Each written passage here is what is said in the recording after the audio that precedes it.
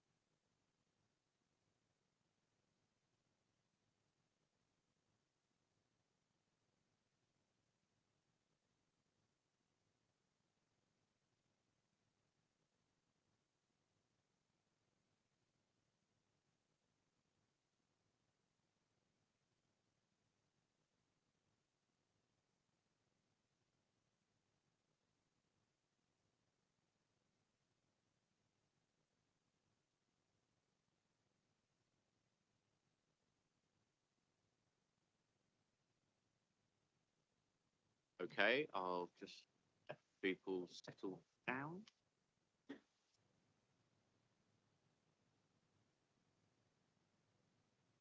You could find your way to a seat quickly.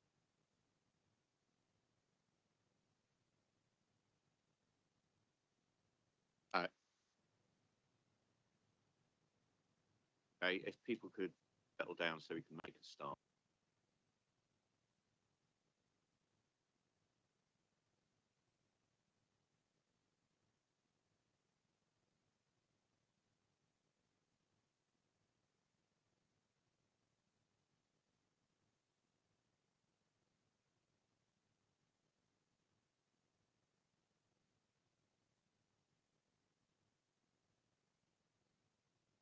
Okay, if we could make a start, please. Good evening and welcome everybody to November's meeting of Planning Committee B. Before we start the meeting, I have a few housekeeping announcements to make. First of all, we are not anticipating a fire alarm test. So in the unlikely event that you do hear a fire alarm go off, it does mean that we will need to evacuate the building. The place we need to leave to is the assembly point at St John's Churchyard, which is in that direction. We will have stewards available in that unlikely event who will be able to direct you to the right location safely out of the building. If you haven't discovered them yet, there are toilets available to the public where if you basically come out these doors, turn in that direction and then turn left at the end of that short corridor, you'll find the toilets at the end of that corridor. There's also a refreshments machine in the public waiting area outside as well. They will be of use to you. Finally, if people do have mobile phones on them, please at least switch them to silent. If you have them anywhere at this sort of front top table here, it's best to turn them off completely if you can. To make you aware that the meeting is being live streamed on the council's YouTube channel.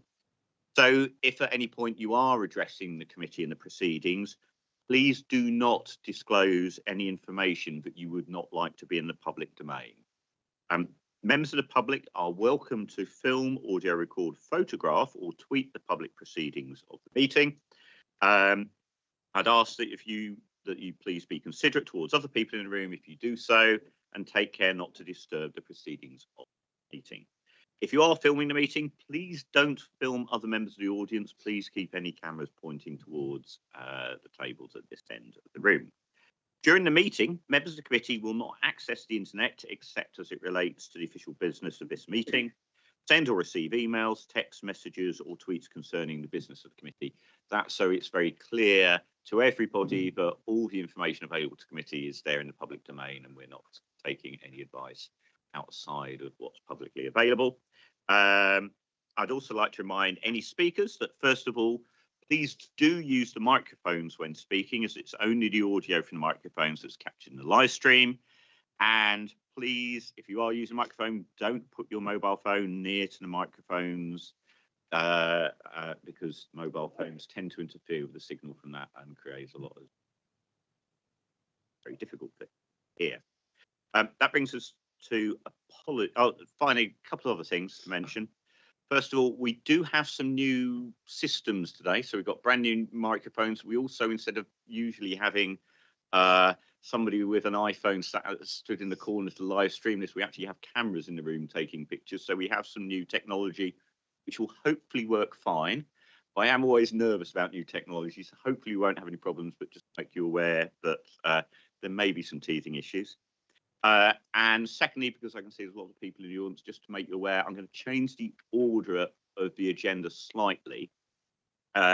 So we will be taking some of the normal procedural items first, including apologies and the minutes of the previous meeting. We will then be taking the financial issues to do with the Green Buildings Fund and use of Section 106. But then when it comes to the development management items, be taking item 8.3, which is the Rotherhithe gas holder site, first before the other items. And that's because I know that I think a lot of people in this room are here for that item, and so I don't want to keep you delayed unnecessarily.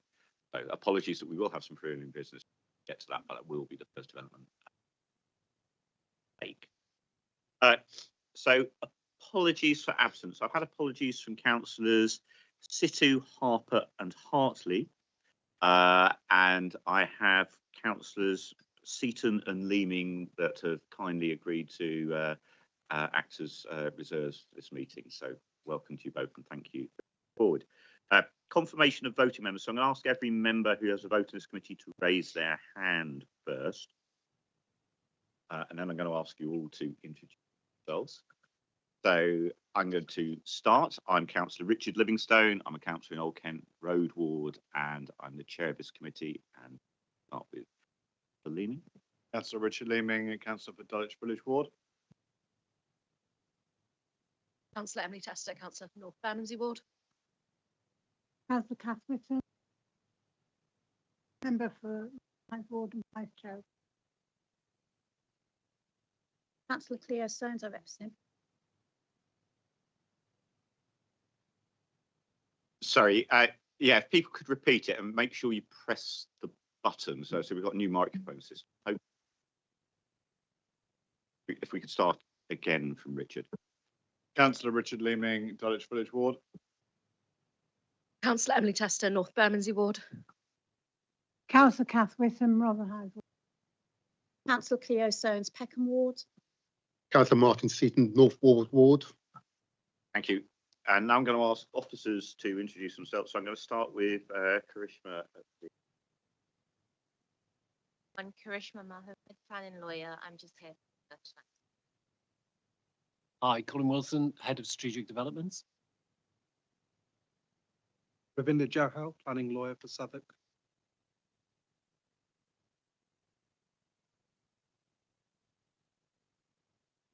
Greg Weaver, I'm the constitutional clerk. Yes, Anson.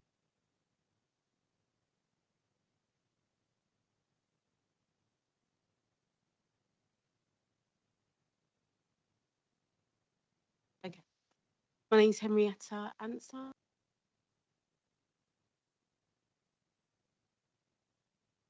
Dipesh Patel, Strategic Applications. Matt Redmond, Strategic Applications. Richard Eris from the Environmental Protection Team. I'm Michael Takaris. I'm Head of Design, Conservation and Transport. I'm Alex Talbot, Project Manager in Southwark Construction. Rachel Gates, Climate Change and Energy Project Manager. Neil Lobsher as Southwark Section 106 and Soil Officer. Thank you, everybody. Yeah, and apologies if some of those are hard to hear. As I said, it's a new microphone system, so I think we all got to learn to perhaps speak a bit closer to microphones than we used to. So apologies that wasn't clear.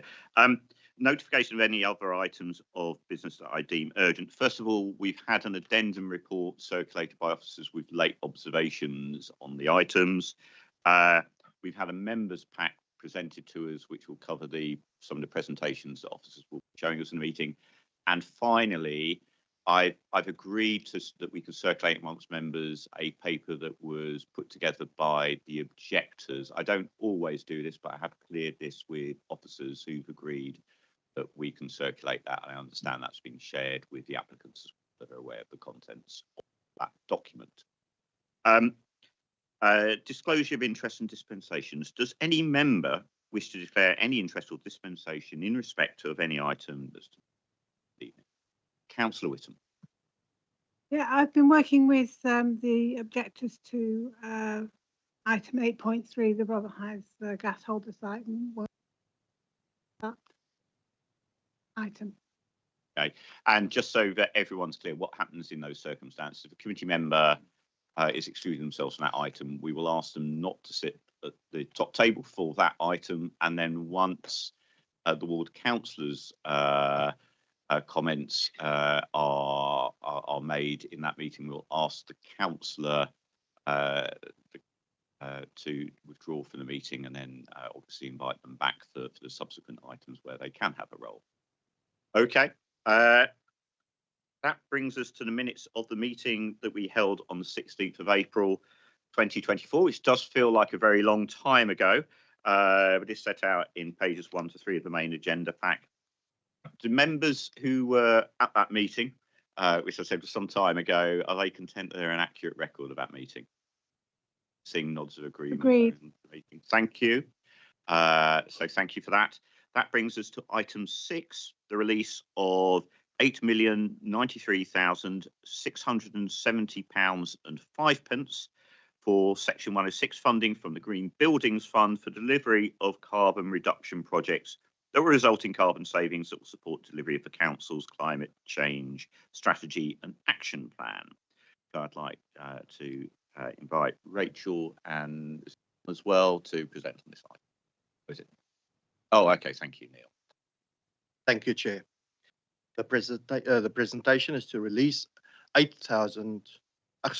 Apologies. The presentation is to release £8,092,670.05 of Section 106 funding for the Green Buildings Fund for the delivery of carbon reduction projects that will result in carbon savings that will support the delivery of the Council's climate change strategy and action plan.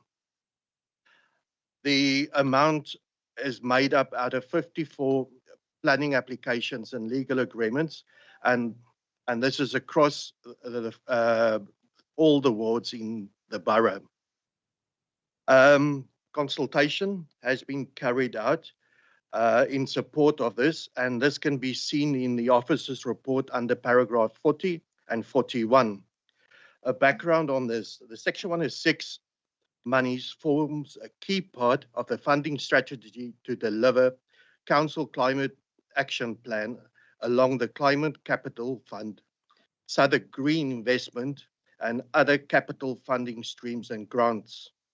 The applications of Section 106 monies help to ensure that the Council remain within prudent borrowing, especially given the economic uncertainty and period of relatively high interest rates currently being experienced. At present, the climate change team seeks the release of the Green Buildings Fund on a case-by-case basis from the Planning Committee. However, we are asking tonight that Section 106 release report request approval of from the Planning Committee to transfer the remaining of the Section 106 carbon offset fund collected to date to the Planning Division, from the Planning Division to the Climate Change Property Portfolio and the Department of Environment, Sustainability and Leisure to spend at pace on decarbonisation projects.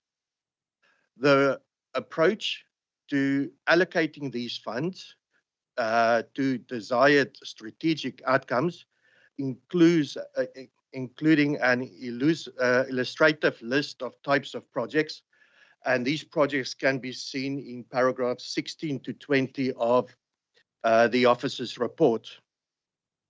The Climate Change Project Team and Environment and Social Regeneration, Housing and Modernisation Team will be managing these funds. The scopes of the work can be seen in paragraph 20.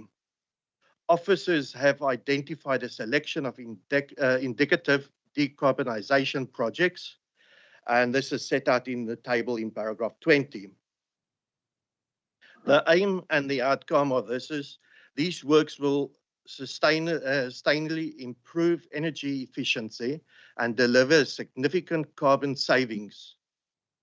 We respectfully request that members release the £8,092,670.05 of Section 106 funding from the Green Buildings Fund for the delivery of carbon reduction projects within Southwark.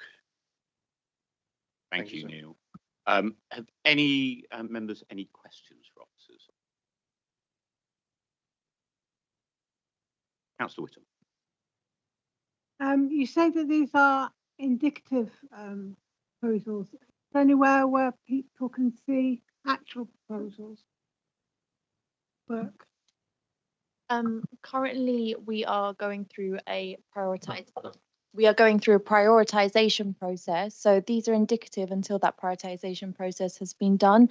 And that's because we want to ensure that we're getting the most value for money on carbon savings, and also the ability to deliver at pace, and also ensure that we're maximizing the funding, so using it for a seed funding for appropriate grants. So these are indicative at the moment until that prioritization has been done, and then once that prioritization's been done, it'll be go through the council's usual governance process. So for example, strategic director and also cabinet member, so the portfolio holder for the climate change team.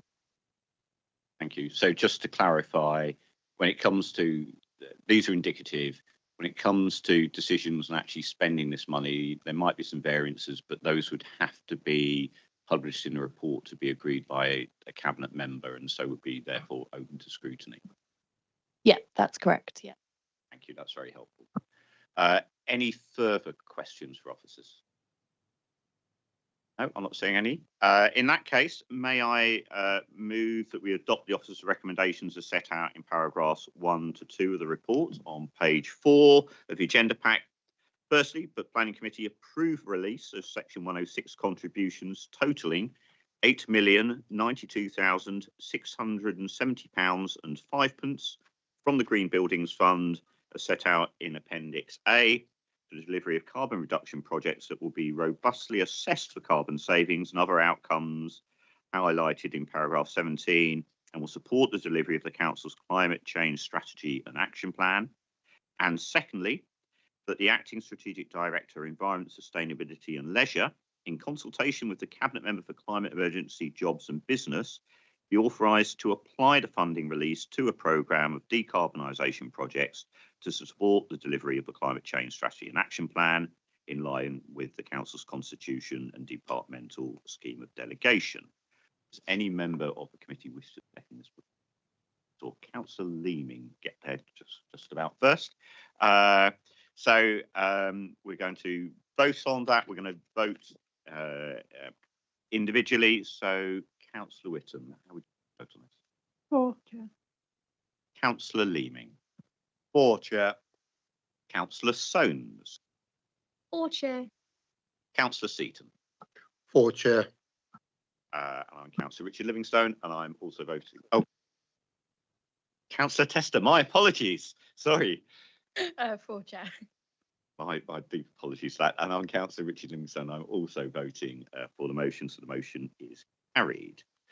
That brings us to item 7. If officers wish to leave or are involved in that, you're welcome to. But we now have item 7 on the agenda, which is release of £260,000 and 60 pence from Section 106 agreements in the Old Kent Road area, which will support the provision of public realm and play facilities. So is this you again, Neil and Alex? Is that right? Thank you, Chair. I just want to reiterate the amount that we are asking to be released is £260,860 and 6 pence. Sorry, £800 and 60 pence. This money was collected from 3 planning application stroke Section 106 agreements, and this all stems from the Old Kent Road ward. The project will be in the Old Kent Road ward, and the money was collected as well as in the Old Kent Road. Consultation on the Ledbury Estate regeneration has been extensive. This reflects in a successful and well-attended estate ballot and subsequent phase of regular and detailed engagement with residents. This is discussed in the officer's report, which you can see in paragraphs 46 to 48 of this report. In addition to the consulting with residents of the Ledbury Estate, a wide array of stakeholders associated with both park and BMXing have been spoken with to help inform the design. The design is attached on the report as Appendix 1. The project will be managed by Sutter Construction. The aims are for public realm, which will improve public realm around the development in addition to highway improvement works. Furthermore, it will bring in children play spaces. New developments are expected to provide play spaces for children on the site. The project will improve the current pump track in Bird in the Bush Park, which is predominantly informal in nature. The current track mainly consists of dirt and natural compounded earth, together with a degraded starting platform that isn't fit for purpose. The works will include surfacing treatment for the track infrastructure, seating, planting, fencing, and signage improvements. The funding will be used to cover some of the costs associated with the design, including further consultation, planning submissions, and implementation of the projects and its elements. In Table 2, as set out in paragraph 12, this provides a full overview of the project and how the funds will be used to deliver the project. We respectfully request that members release £260,800.60 from Section 106 agreements in the Old Kent Road area, which would support the public realm and play facilities in the Ledbury estate. Thank you. Any questions for any committee? Obviously, as a council in Old Kent Road, I think this is very welcome use of money, but it is money that's also been generated around the Old Kent Road, so it's about money. If there aren't any further questions, I'm going to move that we adopt the officers' proposals, which are firstly that the Plan Committee agrees to release funds totalling £260,800.60 of Section 106 funding received by the sources outlined in Table 1 towards the enhancement of public realm and delivery of space on the Ledbury estate, as set out table. Does any member wish to second this? Councillor Soames, thank you. So again, I'm going to take members in order. Councillor Whittam. For, Chair. Councillor Leeming. For, Chair. Councillor Soames. For, Chair. Councillor Seaton. For, Chair. Councillor Tester. Chair. Councillor Richard Livingstone. I'm also voting in favour of the motion, so the motion is carried.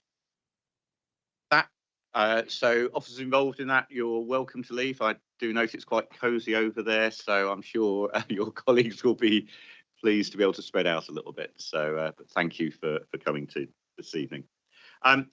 That brings us to the bulk of the items for today's meeting, which is around development management.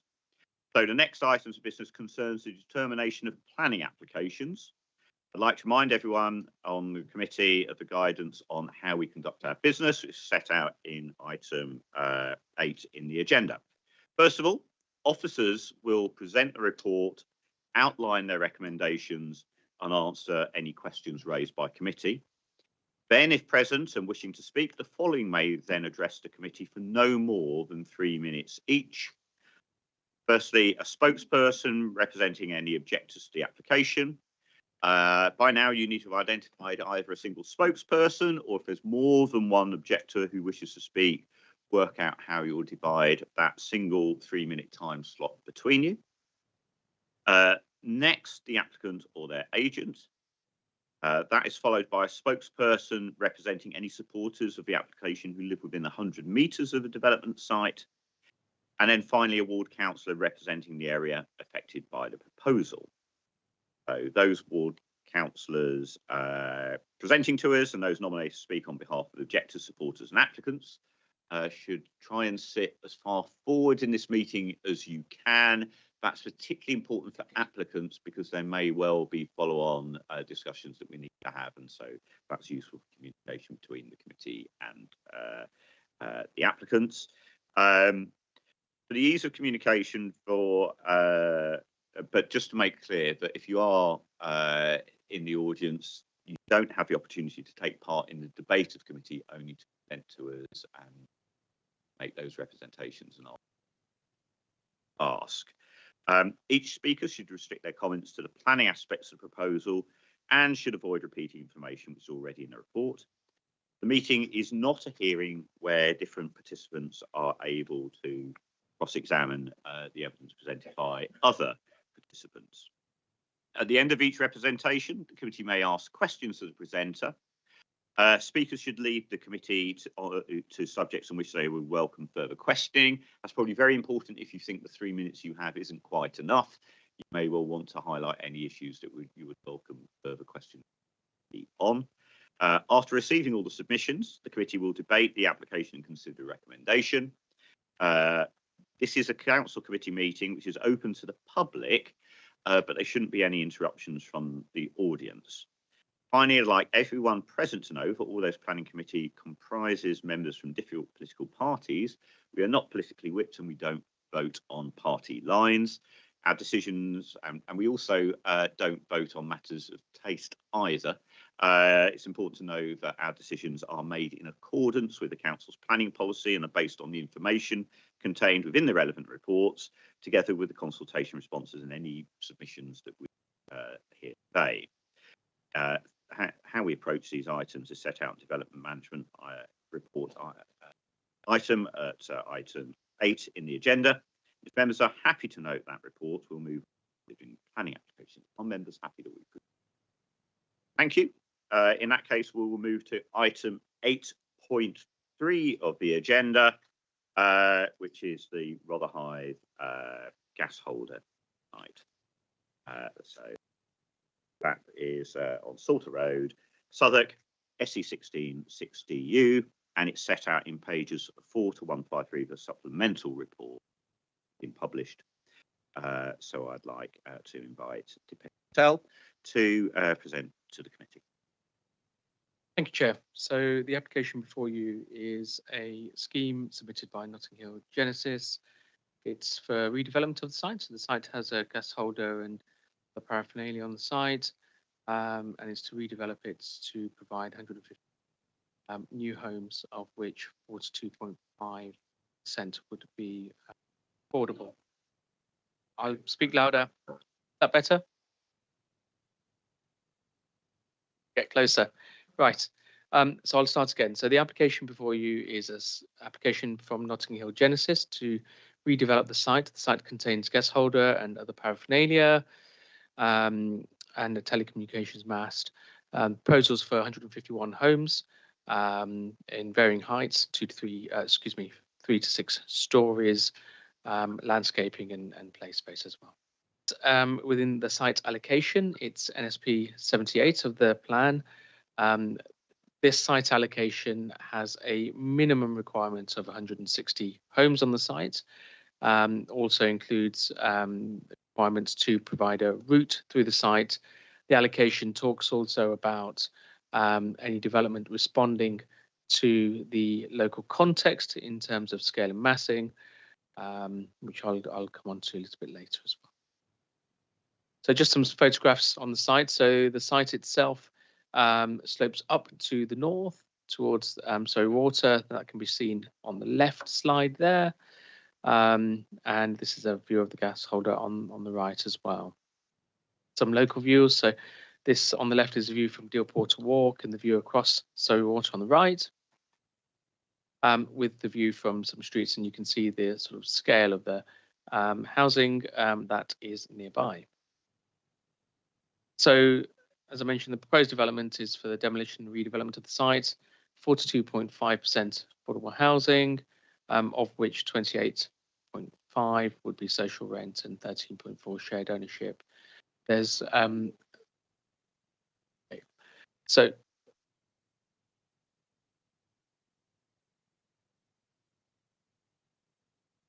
bring it closer. So of the shared owner, of the affordable housing, just over 28% would be social rent, and 13.4 shared ownership. Quite extensive landscaping and play space also proposed, and access through the site, and indeed access for existing residents to some of the amenities on the site. 7 car parking spaces, of which 5 will be blue badge, and 2 car club, with a large number of cycle parking as well. So in response to the consultation, we've had good amount of response, 67 responses. Most of them are in objection. So the objections were related mostly to height, scale, and massing. There were also issues about design, contamination that were raised. Access also from the site to the local streets, so for example, onto Kilburn Street and Windrose Close, were also raised by local residents. The applicant has confirmed that those accesses will not be delivered as part of this scheme if planning permission were granted. So this is the proposed layout. The 3 blocks, the 2 blocks C and A, and block B would be 6 stories with terrace homes 3 stories high around the perimeter of the site, responding to that lower context around the local streets. The affordable housing would be in blocks C and A, with a social rent in block C, and in block A would be a mixture of intermediate and market sale. Block B and the houses are all market sale. This is the view of the site and the proposal from across Surrey Water. 6 stories for the large blocks of flats, and 3-story homes, terrace homes, seen in context. The wall to the bottom of the picture, just on Surrey Water, in the addendum, members will note that officers have recommended a condition that details for that particular wall be provided to the council, to the local planning authority for approval following consultation with ward members. So just some views for the developments. As you can see, the telecoms mast on the right of those 2 buildings would be re-provided on the site to ensure continued coverage. Some more local views again, with telecoms mast being shown, and a bit more detail. On the top left is some of the proposed landscaping and play space that can be seen on the site, and on the bottom an image just showing the level change, but also some of the play space, including the slide just there. So this slide shows the response that the applicant and their architect have provided in response to that local context. So the homes around the site, the terrace homes, are generally 2 to 3 stories in high. There are some larger blocks of flats a little bit further away, and in response to those, the height around the perimeter of the site closer to those homes has been kept at 3 stories to provide homes with greater masking away from there at 6 stories. Again, another slide just showing that local context and some sectional plans. So in terms of landscape, all the young child play space would be provided on site. Most of it in the middle of the slide, you can see there, and that space, importantly, would not only be used by new residents, but that would be open to be used by existing residents and children in the area. This is the wall that I mentioned before, so it's quite a high wall. There would be 2 access points put through this wall to allow access to and from the site. The applicant had initially proposed to reduce the height of the wall to 1.4 metres, but that would now be subject to some consultation as per the recommended condition. Again, showing some access points through the site. The ones at the bottom are the access points through Windrose Close and Kilburn Street that are no longer being proposed. The site allocation does mention the heritage asset, which is the non-designated heritage asset, which is the guest holder. It does say that options to explore its retention should be undertaken. The applicant has done that. The image on the right shows how that might be done. It would result, an option like that would have resulted in fewer homes, 34 fewer homes, according to the applicant. it would have also meant some challenges in terms of outlook for those residents with the gas holder around them. In terms of daylight and sunlight, most of the properties nearby and assessed would comply with the BRE guidance. 2 properties would not. 62 and 60, I think it's 63 and 65 Kimburn Street would have an experienced VSC loss of 28 and 29%. Both of the windows affected would be bedrooms, but the existing VSC are very high, and the resultant VSCs would be 24 and 20%, which are still fairly good for an urban location. Yeah, the impact would, however, be a minus adverse impact. The applicant did do some no skyline testing, and there would not be a loss of more than 20% on any of the neighbouring windows or rooms. This is showing just the relationship between the proposed scheme on the right and homes on Kimburn Street. The site itself is a former gasworks, does have a history of uses that have resulted in some contamination on site. A fairly detailed phase 1 investigation or phase 1 report has been provided because previous occupiers of the site did some intrusive work. However, that is not comprehensive, and the applicant would undertake a full intrusive work to properly characterise the site, identify the contaminants, and submit a remediation strategy. One of the conditions that officers have recommended to you in the addendum report is for an additional strategy to be provided to indicate and show how the applicant would mitigate any potential risk or harm to ecology and wildlife. And just on that condition, the condition as worded in the addendum refers to consultation. Does not refer to consultation, but it should be amended to refer to consultation with the harbour master before submission to officers. So in summary, the site is an allocated site. This proposed development would deliver on that site allocation, albeit 9 fewer homes, would provide a good standard of urban design and architecture. Some factors such as urban greening factor of above 0.4, which is the standard, an increase in biodiversity net gain of over 10%, and a significant number of affordable homes. Officers recommend the application for approval. Thank you, Deepesh, for that presentation. I'm going to turn to members see if they've got any questions. First of all, could I just clarify the point you made there about the new conditions that set out in the addendum?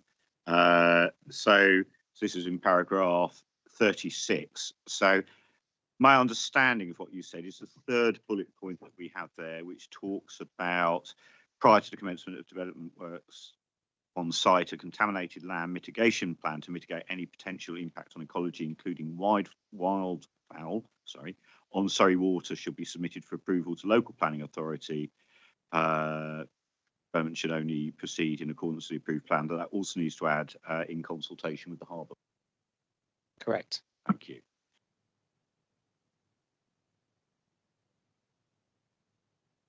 Sorry, members of the committee, questions on the officer's presentation? Can I ask then, whilst members are thinking, so I note that one of the comments that we've had from the objectors is around the impact on the transport network, and that wasn't something I think that came through in the presentation. So if you could just cover that for us, that'd be very helpful.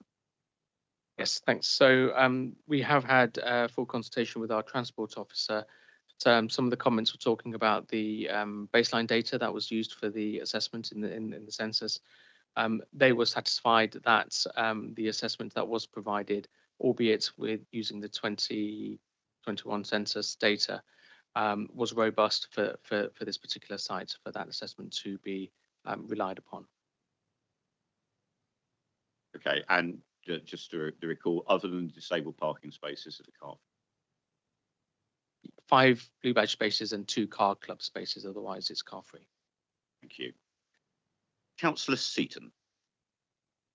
Just a quick question on the conservation. Well, I now see it's not in the conservation area, but the question of the historic character of the area. Can you just talk more about that, both the current context, the historic character of the area, and why isn't this in the conservation area? It does seem to be an ideal candidate in so many ways. Thank you, Chair. I can try and answer that. I mean, we have conservation areas in Rotherhithe. They mainly focus on the historic character and historic industrial heritage of Rotherhithe, which is really around St Mary's Rotherhithe and the warehouses around there. This area was largely reclaimed docklands and rebuilt as you see it now. Salter Road installed, and the area was largely rebuilt in the 1980s as part of the London Docklands Development Corporation. I mean, it is an area that sort of largely the strongest features of it are the 1980s London Docklands Development Corporation developments, as well as the I suppose the woodland, the Russia Dock Woods, and the extensive planting of new trees which came with that London Docklands Development Corporation. The officers have highlighted the fact that the gas holder was a distinctive feature of the site. Whilst we've assessed the areas for what could be a conservation area, we thought, and we have some listed dock areas as well in Rotherhithe. We thought this area was not doesn't quite meet the test, if you like, for a conservation area. It's fair to say that the gas holder itself is of some interest, historic interest. It's obviously a local landmark and a feature of the area, but that's identified in the site allocation has always been considered a site for development, and it wasn't listed like the one that was listed on the Old Kent Road. So that is we are satisfied that the heritage of the area is properly reflected in the works to the wall, in the works to in the setting of the we've taken into consideration the setting of the open area of the Surrey Water nearby in the design of the proposal. But the area in of itself, in addition to trees, we've sought to protect the trees along Salter Road. So we are satisfied that what could be saved, what is of highest importance and highest priority to be saved, has been saved. There is also a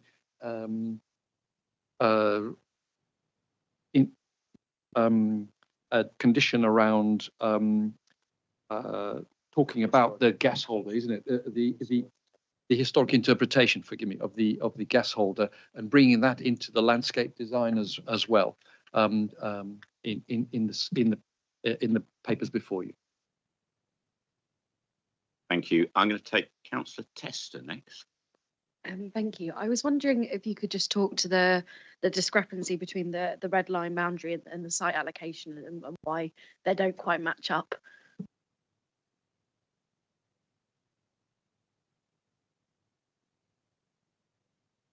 That might be a site ownership issue, and yeah, sorry. Oh, sorry. Yes, of course. So there are gas governors on the western part of the site, which have recently been reinstalled on the site to provide that facility for local residents. So that's why that part of the site is. Thank you. Councillor Soames. Thank you, Chair. Thank you, Dipesh, for your presentation. I suppose this is a question probably for Michael. So, Michael, there's an acknowledgement that most of the residential buildings don't exceed 3 stories in the area. And there has been, in terms of the proposal put forward to us today, there's been some sensitivity around that so that the perimeter of the site, the buildings and no proposed buildings won't exceed 2 or 3 stories. So what's the justification? And normally there would be an argument that any proposal going forward would complement what currently exists. So what can you say a little bit more about the justification for exceeding 3 stories centrally in that proposal, please? Thank you, Councillor.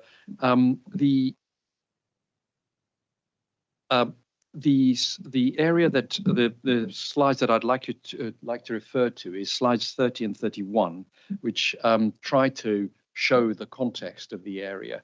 The Councillor is right. The immediate surrounding of the housing estates to the west of the site are largely 2-story houses. But on Salter Road, they do rise to 3 and 4 stories on that main road. The site allocation. I suppose in first instance, it's worth saying that the gas holder is actually quite a substantial structure, much bigger than 6 stories proposed to you here.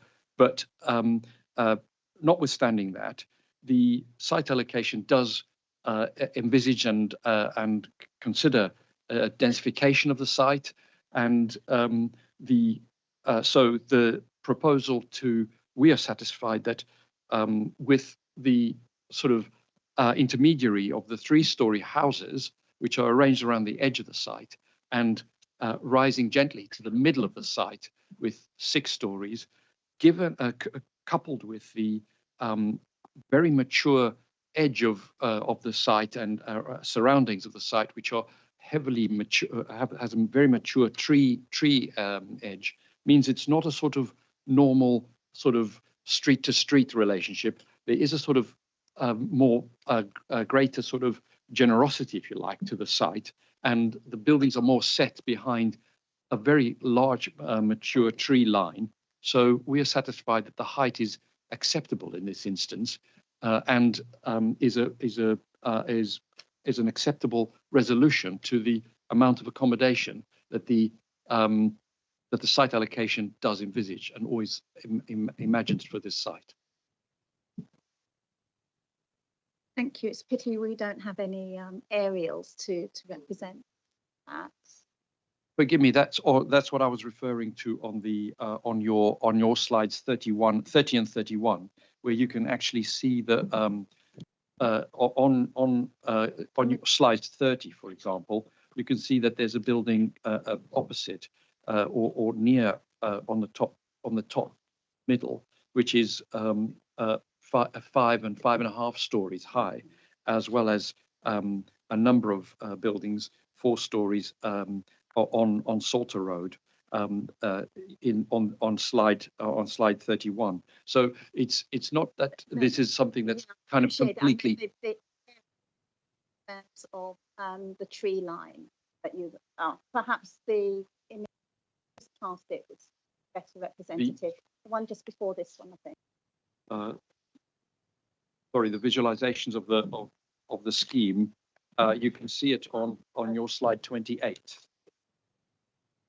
and 27, which is a view across the water. So you see what I'm saying, that the mature tree line sort of takes it roughly up to 3 stories high, 3 and 3.5 stories high. So you're only viewing the peaks of the buildings, if you like, over that. So it doesn't sort of, and you get that interlayer of the landscape. So you're not, as well as when immediately adjacent to the residential properties that are the smaller houses, there's a sort of interlay of terraced houses before you get to the larger blocks. So it's always kind of, there is a sort of layering, if you like, to the townscape, which introduces the height sort of gently rather than jumping up, if you like. Councillor Leeming. Thank you, Dipesh, for your presentation. I'm interested in the issue of the contaminated land. And I know you say it's been addressed appropriately via condition, but could you give some more details of that condition, please? Might hand over to my colleague from Environmental Health on that one. So the condition effectively requires the first stage of that is a desktop assessment, which has happened already, and that includes some information about the previous 2 intrusive investigations on the site. We've got a fairly good idea of what's likely to be there. Next stage of the condition is further intrusive investigation, so phase 2 site investigation, which will be soil sampling, groundwater testing, ground gas testing, vapor testing. Once we've got the information from that, they would have a risk assessment. So we'd look at what the risks are, the source, pathway and receptor, the likely linkages there, and what needs to be done to remediate the site. Then they have to submit a remedial strategy, which would come again to us for approval to say how the site's going to be cleared up. Then once that's approved, the works will take place. And following that, there's a verification process. So we're looking to ensure that everything in the remedial strategies happened, that the site's been cleaned up as was approved and agreed, and any kind of ongoing testing requirements. Councillor Leeming. I'd like to follow that up, if I may be. I mean, should material be required to be removed from the site, how can people who live nearby be assured that things won't blow around and contaminate nearby houses, and what sort of amount of vehicle movements will it be? Is it likely to be, if you yet know, when removing material from the site? We don't yet know the remedial strategy, so it's quite difficult to answer that. It's possible that part of that will be a kind of excavation of material and removal off site. But equally, some of that, as much as possible, may be remediation in situ on site. So there is usually an attempt to kind of minimise the amount of material you actually have to remove. There'll also be a construction environmental management plan, which has kind of details on dust control and all that kind of thing to ensure that there's limited impact on anyone in that area. And it's all obviously subject to health and safety law. So the public will be protected at all times, and we'll ensure that. Thank you. And then just a further follow-up. I mean, that means then by implication that we are making a judgment on this case tonight with a number of things like that unknown. What provisions are there for people who live nearby to have some input into that, the sign-off of those mitigation plans? So I understand that the planning authority has also employed an independent consultant who's able to act for the community, answer questions for the community, and kind of review the submissions for the community. From us in environmental protection, we obviously work independently of that, so we will review it as we normally do for every other contaminated site. I don't know if Dipesh wants to say anything further on that. I think in answer to that, also part of the addendum was an amended condition for contaminated land. It is on paragraph 36, page 9, just at the bottom of page 9, and the additional part is in italics at the bottom. So that is something that will require a project community liaison plan to be submitted and a dedicated liaison officer that Notting Hill will employ to communicate, talk to, and have conversations with the community about contamination. Part of the remediation strategy will absolutely require them to tell us what they've found in the ground, how they're going to deal with it, and how they are going to make sure that any contamination is not released into the environment during the construction process, including to affect any ecology, including wildfowl.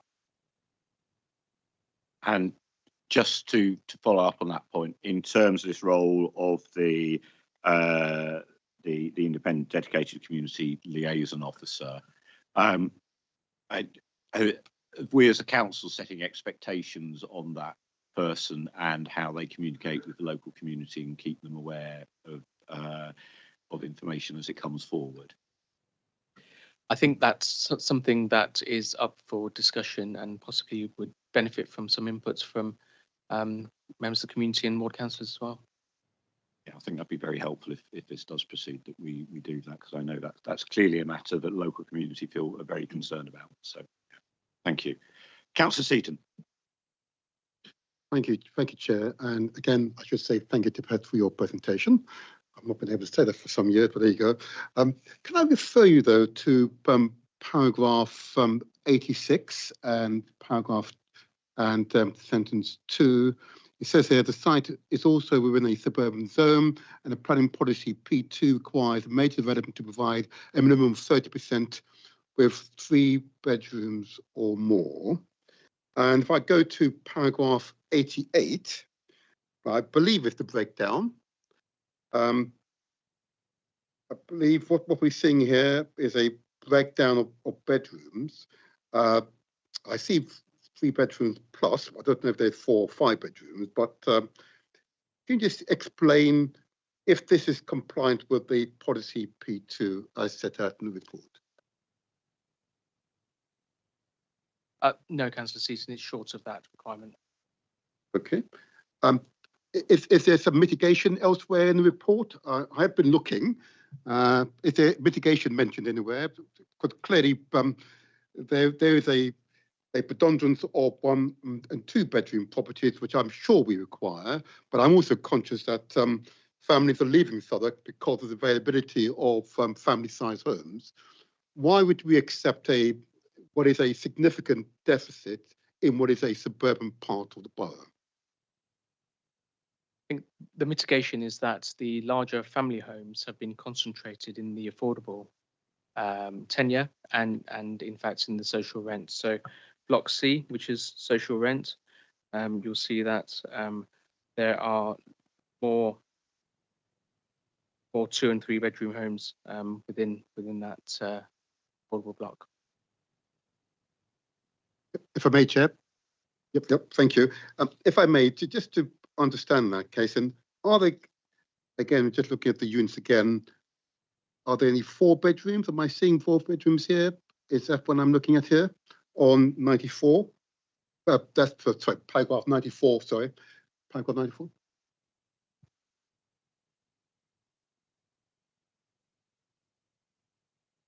No, there are no 4 bedroom homes.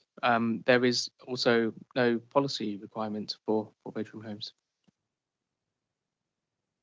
So just to be clear in terms of policy, though, it is shy of policy by 6.8%, and therefore we're not getting the homes that policy requires. Just so we're clear about that first of all.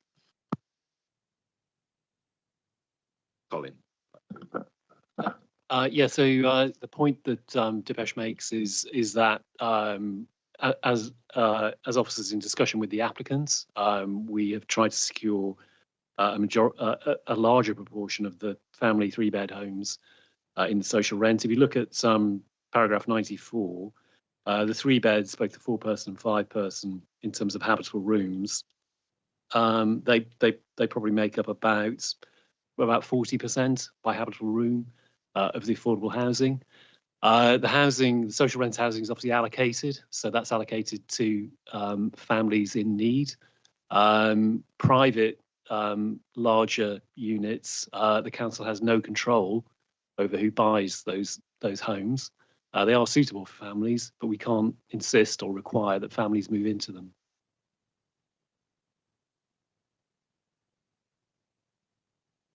Other questions, if that's okay? Yes, you're welcome to ask further questions. Thank you. All right, thank you for that. Can I now, in that case, and just move to the point that's made by the objectors, just to understand if you wish to make comment as regards the objection that references the current cycle parking provision doesn't meet London cycle design standards. I have been trying to look up that one, but if you can give us some guidance on that, please. Yes, the proposal does meet the London design cycle standards, and we do have a condition that secures cycle parking as proposed to meet those standards.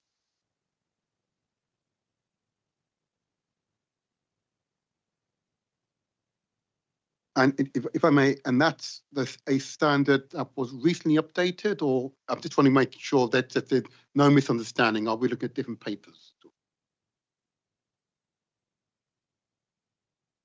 And that was recently amended. Thank you. Any further questions at this stage from members of the committee? In that case, what I'd like to do is that we ask the representatives of objectors to come forward to present to the meeting.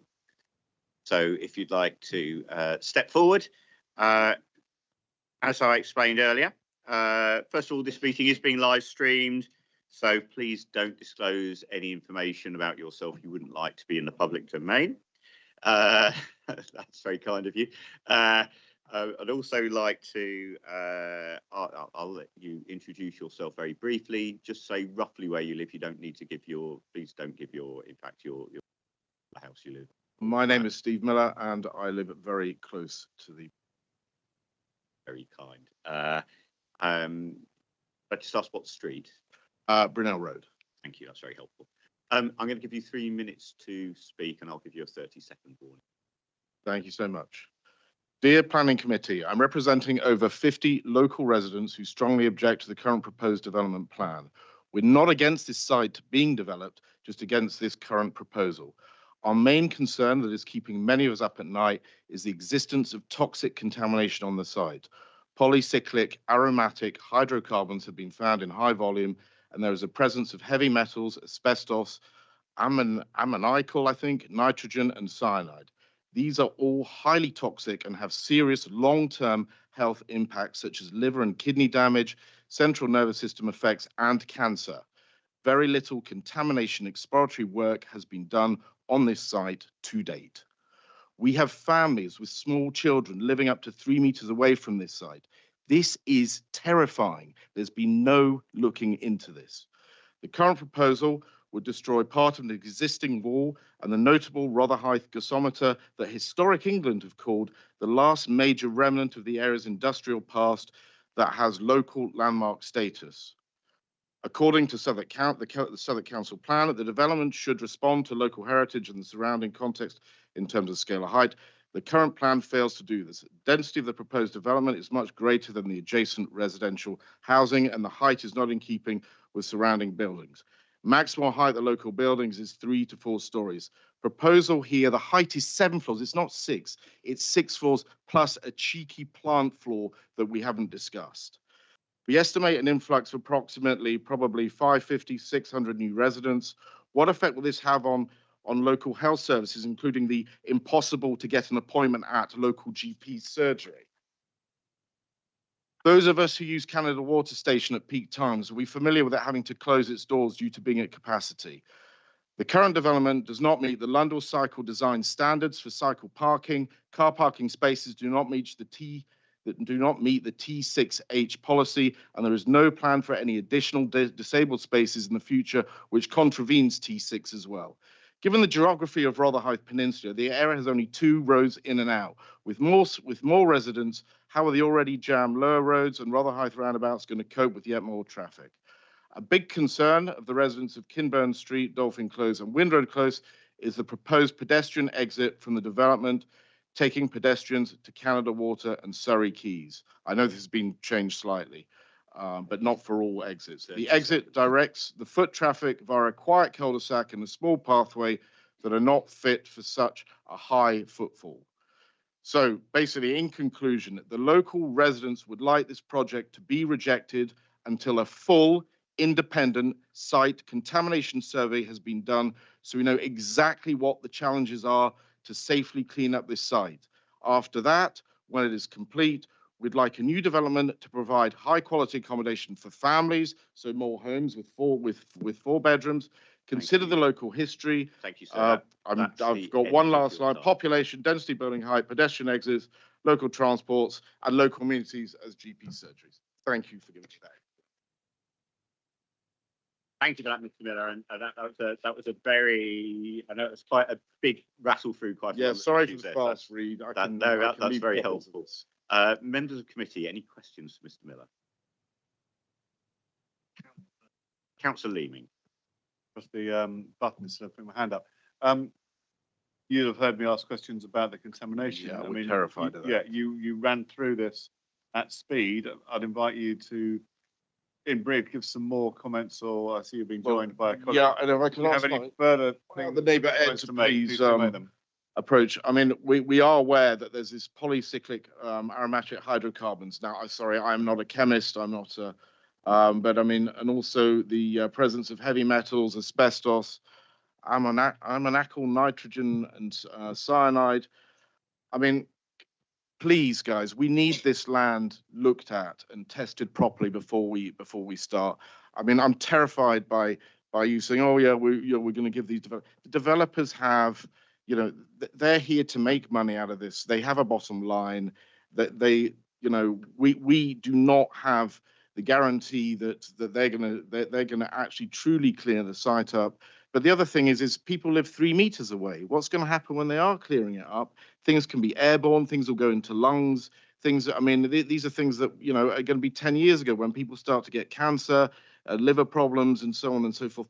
We literally are terrified of this development happening due to this contamination. I think it's to add, we understand that this normally sits as part of a condition post planning approval. But we're also aware, you know, everyone is aware of various sites where it has been a planning condition and there have been issues post that planning condition being met. So I think given that this site is so close proximity to the residents, 3 meters away from where people live, that we really need to do this before to get the support of the residents behind it. It cannot be part of a condition post planning. We all know the infamous stories at Southall, Ealing, and other similar sites, and those sites were not. I don't believe that residents were quite as close as we are in this instance, in the quantity that we are. Our case is very much similar to Southall. The only difference is the size of the site. Our site is much smaller, but it's much closer, as we mentioned again, 3 meters. You, Councillor Leeming, you had a follow-up question. Yes, thank you for that. In the condition, it says that the provision of a dedicated community liaison officer. The sentence doesn't make sense, actually. This should include, but not be limited to, the provision of a dedicated community liaison officer, how the residents groups have been notified of the investigation works, the timetable, necessary contact numbers, other. This plan and associated liaison officer shall remain in place and available while construction works are occurring. Are you reassured by that element of the condition?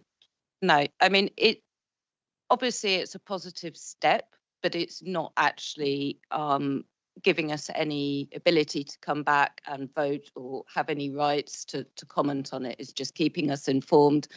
And as we say, this is all post having already obtained planning permission, which seems crazy given the health risks that we're talking about, or potential health risks. I mean, it does just seem a kind of token gesture to kind of placate us, really.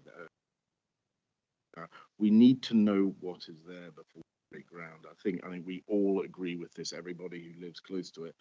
I'm sure if you all lived 3 meters away from it, you'd be sitting, you know, with us right here, because we don't know what's there. Don't know. The idea that we can vote on something that we don't know, or we're not voting, you guys get that pleasure, but yeah, the idea that we're voting on an unknown seems, you know, ridiculous. There are many occasions where you do that. And just on that point, I mean, obviously we heard as well from officers that the liaison officer would be independent of the developer and would effectively be able to be a voice for the local community in that process. That's not something that gives you that reassurance. Well, first of all, this independent consultant will be paid by the developer, as far as we understand. So it can be independent. The second one. So far during this consultation, we already was working with the independent consultant issued by council. Unfortunately, there is no real value for the community came from this independent consultant. So consultant didn't help us in any way to find any additional issues with the proposal. And that's not to say anything about that individual. It's just they had no information because there is currently no information because there has been no testing done and no exploratory works done. So they were unable to tell us and help guide us other than to say what might happen in the future and the steps that we ought to go through. So it wasn't productive. The table study document consists mostly of additional information is needed paragraphs. There is almost no specific information except the ones we listed in the papers for you with the cases of these chemicals. Thank you. Any further members of committee members? I'm going to go to Councillor Soames and Councillor Tester. So just for clarification, and then I've got my follow-up. So, so if a contamination survey has yet to be carried out, as we know, and the proposal is that if we are minded to approve this application, then that process will take place. How do you know contaminants there exists? You read out a list. So where is that information? This current information came from the table study. Not just this developer, but previous developers who try to work with this land have been doing very light analysis of contaminants.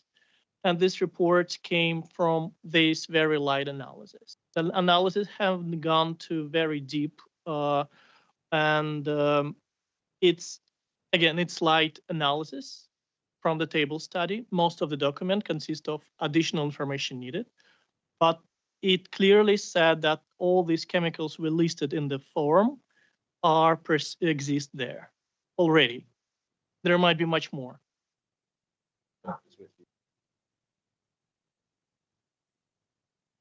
And my question to you, thank you.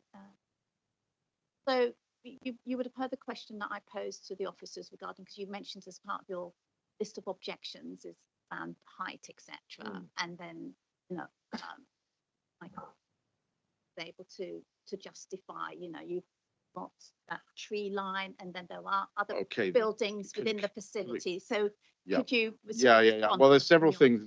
I've just been reading a report with the Paola, who's here, who's part of our group. A lot of these trees, the developers are proposing to cut them down.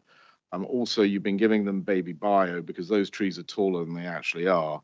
So thank you for that. And it's clearly in the height of summer. But this is going to sort of, everything is going to be dwarfed by this. It's a nice, very slightly artistic, squeezed version of what it's going to be like. The nearest block that's across, which is the highest one close to it, is really 3.5 stories high, and that's the one on Salter Road there. Everything else is really 2 stories. This is, as I said, is really 7 stories. It's not 6 stories. It's 6 stories with a plant sort of mezzanine type floor, which has all been cheekily sort of kept under the radar. I mean, look, we weren't all born yesterday. We know we need to pack them in, but please don't destroy our neighbourhood with this. I think the important point about the density and the massing is there's obviously the visual aspect in terms of the fact that it will dwarf surrounding properties. It is not in keeping with the density or the height of surrounding areas. There's some other nice developments that have been done locally recently, which really meet the same levels of density and massing, but this clearly doesn't. It's double the height, and these are huge sort of dense blocks. And part of the issue with that is also the quality, therefore, of the design of them, but also for the accommodation that's provided for the new residents. It's not great. It could be a lot better designed if they weren't trying to pack so many properties onto a site that clearly isn't capable of holding that many properties. It's impacting a lot more than just our visuals, but it's impacting the quality of the accommodation that's being provided. I know we all know that we need more properties in, you know, in the area, but they need to be the right properties, as one of the other councillors has already raised, you know, family homes. We put this in the document that we've distributed with photos of the local housing. I mean, fuel density is far greater than some buildings. Yeah, it's actually, it will in reality be at least twice as high on the image versus the tree line than it's currently presented. Councillor Tester. Thank you, and thank you for coming to speak to us. I think in your speech you mentioned briefly an objection about the car parking levels, and I think from my understanding of our policy, we're generally trying to sort of discourage car use and have sort of zero car developments, car clubs, and just spaces for those that need them with blue badges. And I was just wondering if you could expand a little bit on your point about car parking. Yeah, we're actually not arguing about the car parking per se. We're arguing that in the on the website for this development, there is a report from TfL comments on the development. So all these 5 points which we presented in your lists being highlighted by TfL themselves, that the current parking cycle parking provisions, car parking spaces are not in line with the TfL requirements and TfL standards. In terms of the car parking, of course, we are pretty much devastated that there will be no car parking and the people will still buy cars and park on our street, right in front of our houses. Although we understand that it's not council priority, so we're not really including this. Our comments here are specifically around the policies which this proposal is against the policies from TfL.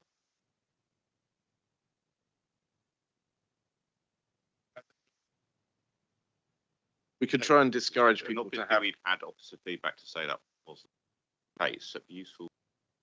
Can I just finish? I mean, we can try and discourage people to have cars, but you know, people still do have the right to buy cars, and they will.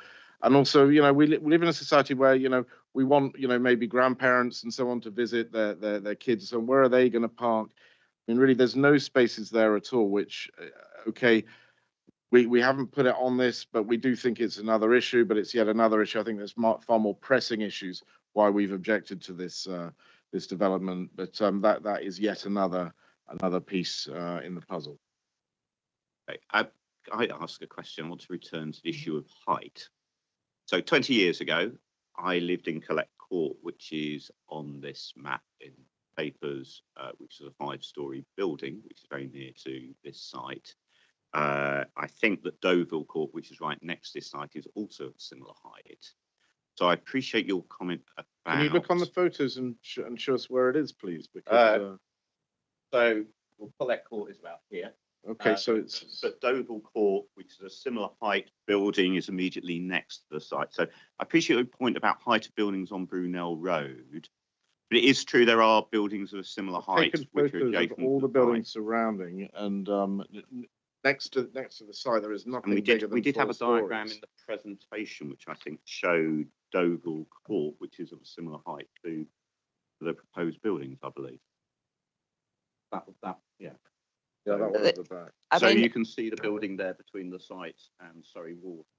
That is 5 stories. I mean, you're right. There is one building that is not as tall as proposed, but is taller than the other averages around. But let's be honest, it is very much in the minority.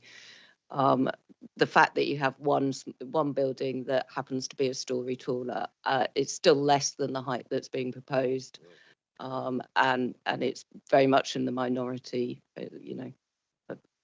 It's quite clear to see from the picture the scale of the other buildings versus these big, huge buildings. Anyone can see the Google Maps 3D image. And there is clearly no buildings higher than 4 floors surrounding area. Well, except that diagram shows there is. But You mean that Oval, one yeah. on the top? Yeah. It is not nearby, actually. It's the park separates it, quite significant park, and it's on the further side of the park. And actually, the whole building has the triangular roof, which is, you can treat it like a floor, which is. And it's a very small footprint in comparison to these huge blocks. We're not just talking about a house that is 6-7 stories high. We're talking about huge blocks that are, completely out of context. So it's a missing point as well. Okay, any further questions from members of the committee? In that case, thank you very much for coming forward. Thank you, guys. It's always Really appreciate really it. helpful to hear from the local community on these points. So thank you for your observations. Thank you. Okay, that I'd like to now ask whether the applicant or the applicant's agents are here to address. Like to come forward. So again, I'm going to ask you to introduce yourselves, and then once you've introduced yourselves, I'll give you 3 minutes to present to the committee.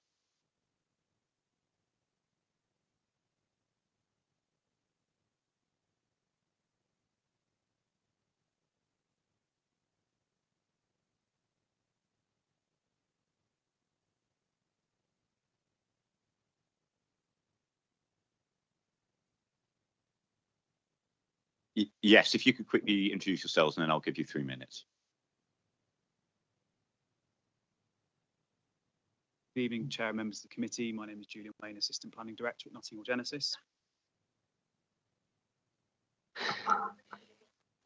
My name is Julian Wayne, Assistant Planning Director at Notting Hill Genesis. Hi, my name's Gavin Finnan, McRenna Lavington Architects, and we're the architects for the scheme. Good evening, my name is James Clay. I work for Campbell Reith Consulting Engineers, and I'm responding on contamination matters. Oliver Shepherd, Director at DP9 Planning Consultants to the project. Hi, I'm Matt Dudican, Velocity, the transport consultant. Thank you very much. I will give you 3 minutes, and as before, I'll give you a 30 seconds. Thank you for giving me the opportunity to speak in support of our application this evening. Notting Hill Genesis is one of London's largest charitable housing associations and registered providers of social housing. Provides services to households across every London borough. Committed to working better together with our residents, ensuring that everyone has a safe, secure and comfortable home. Our aim is to make best use of the allocated former gasometer site. Development of the site provides a fantastic opportunity to deliver much needed new affordable homes for Southwark. Proposals will provide the borough with 151 high quality new homes, including 42% affordable homes across the scheme. Proposed design will open up an inaccessible and unattractive brownfield site, creating new pedestrian access routes for the local community with significant public realm improvements. We will deliver 68 new trees and new planting within the site, and the development will achieve and exceed both urban greening and biodiversity net gain targets. We are proud that our proposals include 63 genuinely affordable homes. The scheme will make a vital contribution to the delivery of much needed affordable homes in the borough. 43 social rented homes will provide new housing for those on the council's housing register. Those homes will be delivered in line with the council's tenancy strategy and target rents. 20 shared ownership homes will be available to a range of local first-time buyer households and will be subject to Southwark shared ownership affordability thresholds. The application before you represents the result of over 19 months of work with local residents, ward councillors and officers. Extensive consultation we've undertaken with the community led to significant design changes. This includes the reduction in height by 3 stories and a redesign of the new buildings, lowering the density of the scheme and the retention of the boundary wall to Surrey water. We recognise that there are still concerns in relation to contamination and remediation of the site. For that reason, we are committed to establishing a community liaison group before work start on site, a single point of contact available for residents on site throughout the demolition, mediation and construction works. We have and will continue to follow strict regulatory requirements to protect the community and future use of the site through the planning process and beyond. As a registered provider, the long-term future of the proposals is of utmost importance. Proposals have been designed with long-term stewardship in mind. This enables us to provide residents with an effective and transparent management service. We will maintain a long-term presence at Rotherhithe Reach to manage the new homes and landscape spaces. We want to play an active role in the community and ultimately be a good neighbour. Worked hard with officers at Southwark in preparing this application. We'd like to thank them for their efforts and cooperation. You have 30 seconds. Should members have any questions or require any clarifications from the applicant, I'm supported here this evening by members of the project team. We're more than happy to answer any questions you may have. Thank you for your time. Thank you, and well within time. Thank you. Questions? I saw Councillor Seaton indicate. Thank you, Chair, and thank you for your presentation. Maybe two very quick questions, and I'll start off with my earlier question on the provision of 3+ bedroom properties. Why are you breaching what is an extremely important policy that this council, indeed London, possesses? So we're providing a range of homes on site, as demonstrated by the delivery of 2-bed 3, 2-bed 4, 3-bed 4 and 3-bed 5.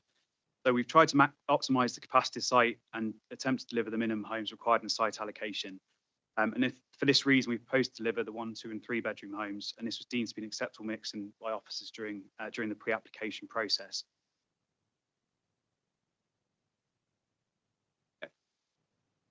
Thank you, Chair.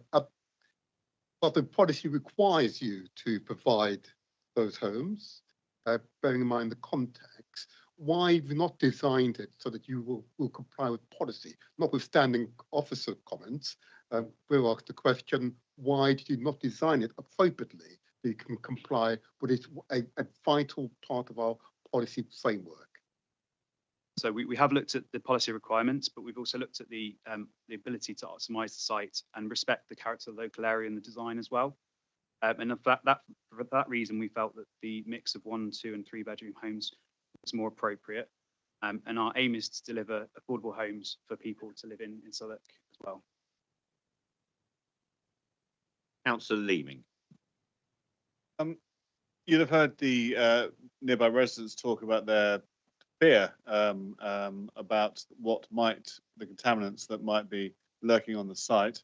I'd like you to expand on your team's experience of clearing similar sites and respond to the concerns that have been raised about the potential for severe health impacts from quite a unpleasant sounding range of contaminants which may or may not be there, and how you and talk about the concern that's been raised about the fact that you're paying for the independent consultants, so they might not be independent. So we are joined tonight by Jim, my contaminated land consultant. Thank you. Just to pick up on the experience question first, we are professional consultants and fulfil the definition of competent persons that are specified in the National Planning Policy Framework under Annex 2. That requires a specialist in land condition, which I am personally, and also recommend suitably qualified persons under the National Quality Site Marks Scheme, which we are also as a practice. We've done a number of gasworks remediations as well as other problematic sites, including very sensitive gasworks surrounded by sensitive receptors such as residences and rivers. In relation to the comments about the contamination of the site, it is correct to say the site is affected by contamination. All the way from the River Thames to this site was a historically large gasworks from the 19th century onwards. This is the last part of that to be developed. Relatively speaking, it is a lesser part of contamination of a gasworks process.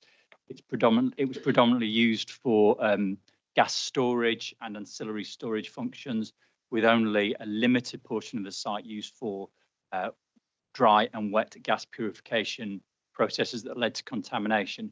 Notwithstanding, it is affected by contamination, which is acknowledged. There has been a detailed desk study completed for the site, which includes an in-depth study of the historical use of the site, of which there's a publication with great detail of how this site was used, historically obtained from the National Grid Archives, that's identified the potential contamination. Further to that, there are at least 2 rounds of extensive ground investigation, which have been completed by other parties. The desk study goes into considerable detail about analysing the form and types of contaminants present, and that collectively reflects a body of sufficient information to establish the potential risks that the site presents, which are acknowledged in that desk study document that's been submitted as part of the planning application.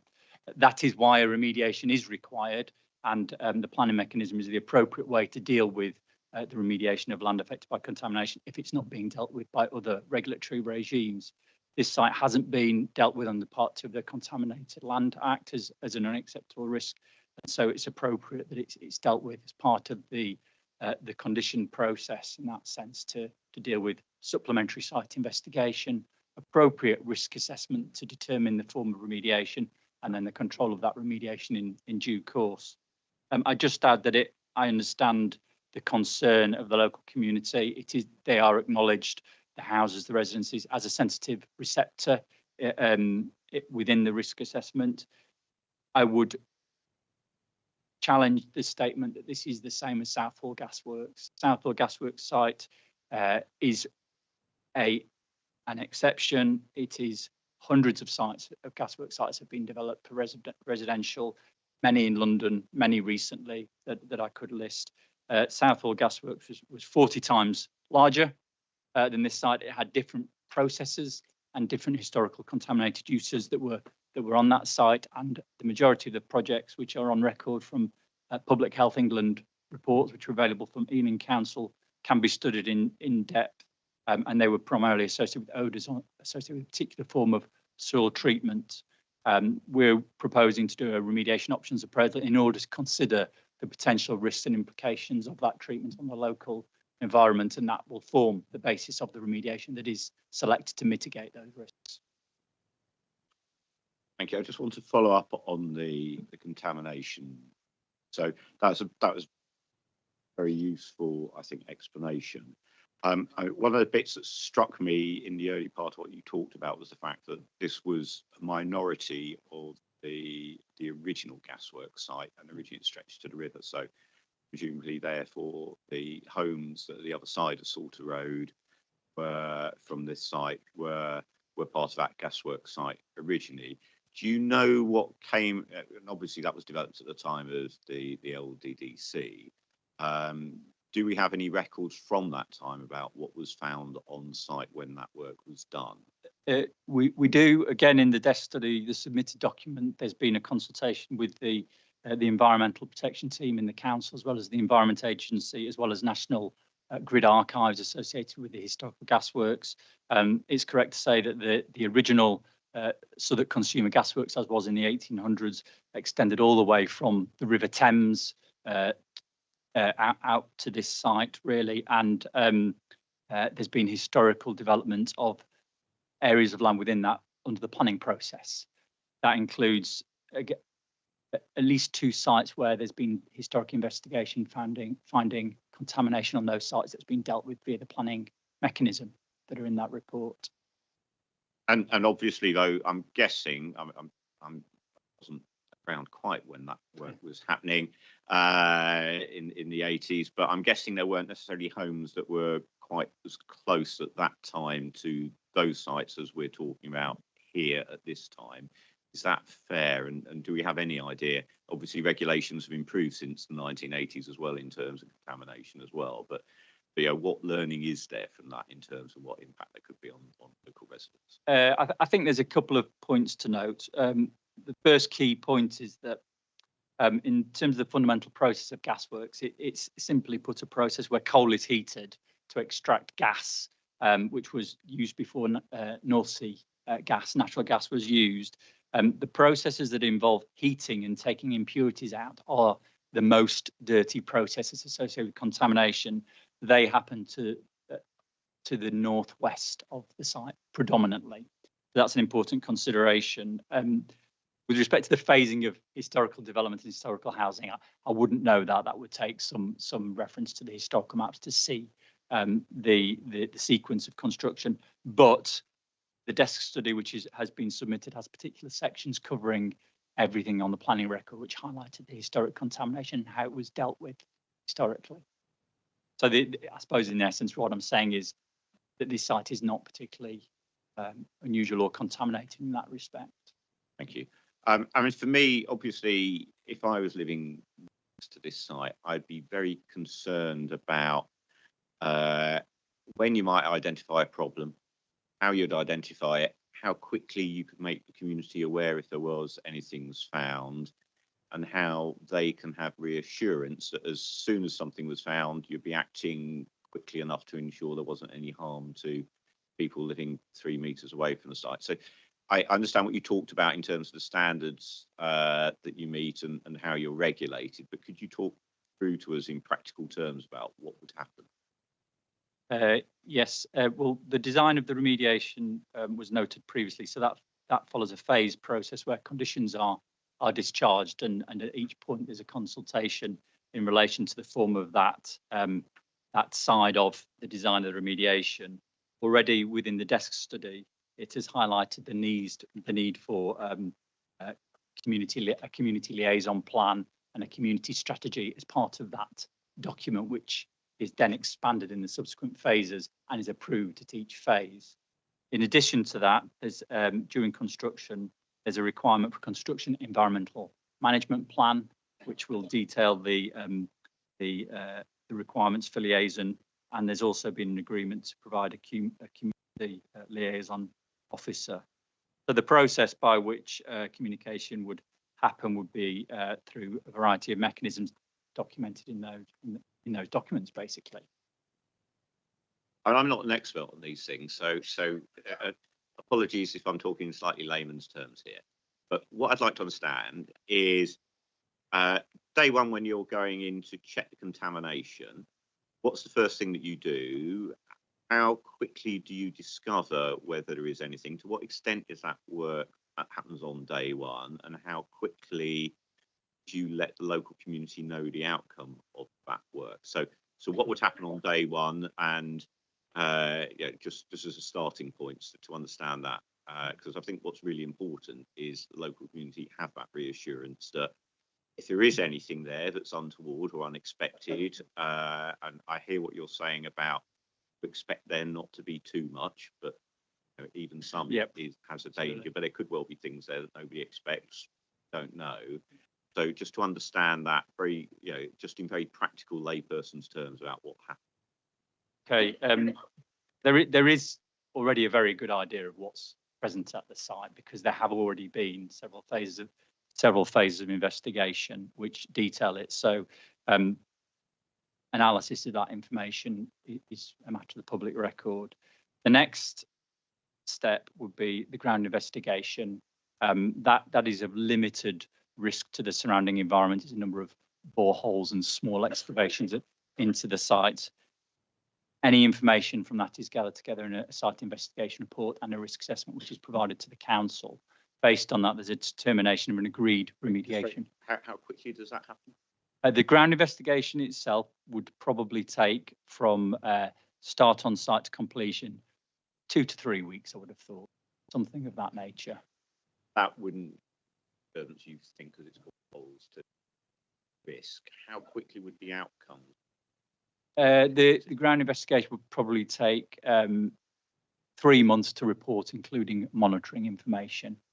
That information is then provided in terms of an interpretive risk assessment to the council for review and agreement, and then that moves forward to the next process, which is determining the appropriate form of remediation based on those risks. So this is all leading up to a decision on the strategy for the site. This is gathering data.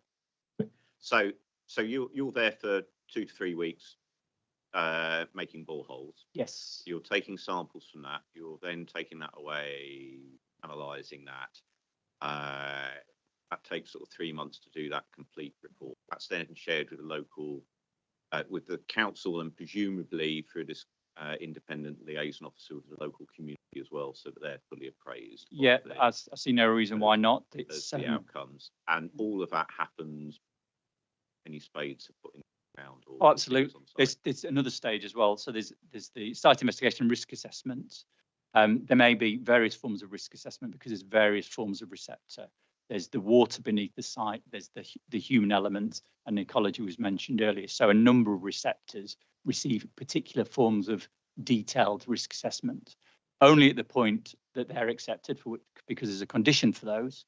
Only at that point do you move on to the next stage, which is looking at the options for remediation, which puts all the factors together There's another condition for that. Only when that is agreed is the final strategy determined. So there's 3 different points of planning control before you then start to implement the works.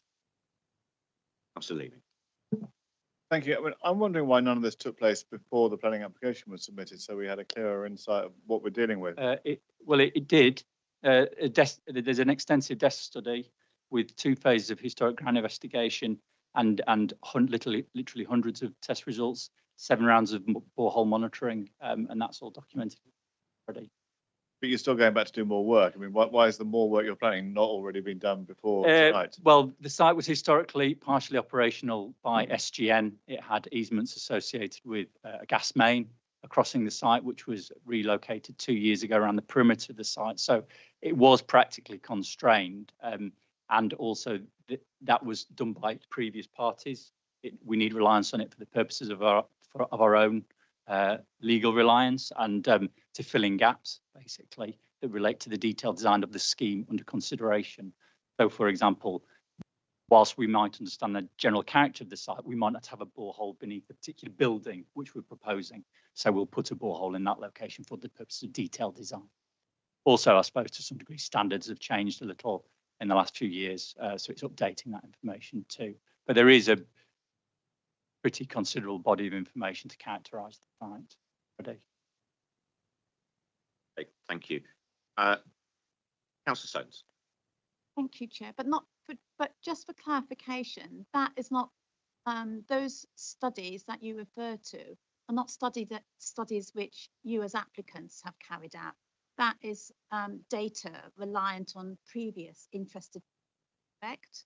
Yes, that's right. So going back to the question my colleague asked, why didn't you therefore develop that and go through the contamination survey, for want of a better phrase, before, so that we would have that information before now, as opposed to post?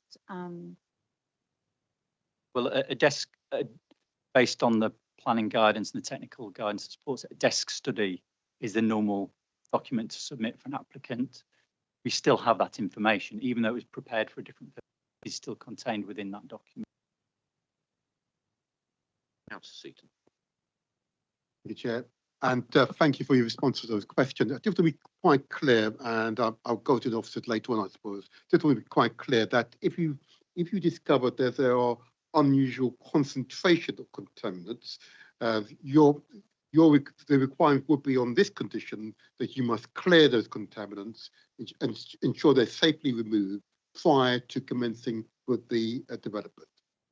The remediation forms part of the development, and that will deal with the contamination, yes.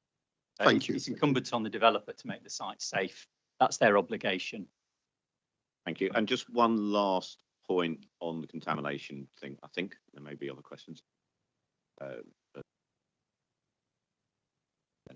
Just to understand the independence of the consultant you talked about, because it obviously is a concern, and you heard local residents saying, effectively, who plays the piper plays, it's the tune. So just to understand how that independence works and how the local community can have assurance that that is completely independent of Genesis, and they can place that reliance on.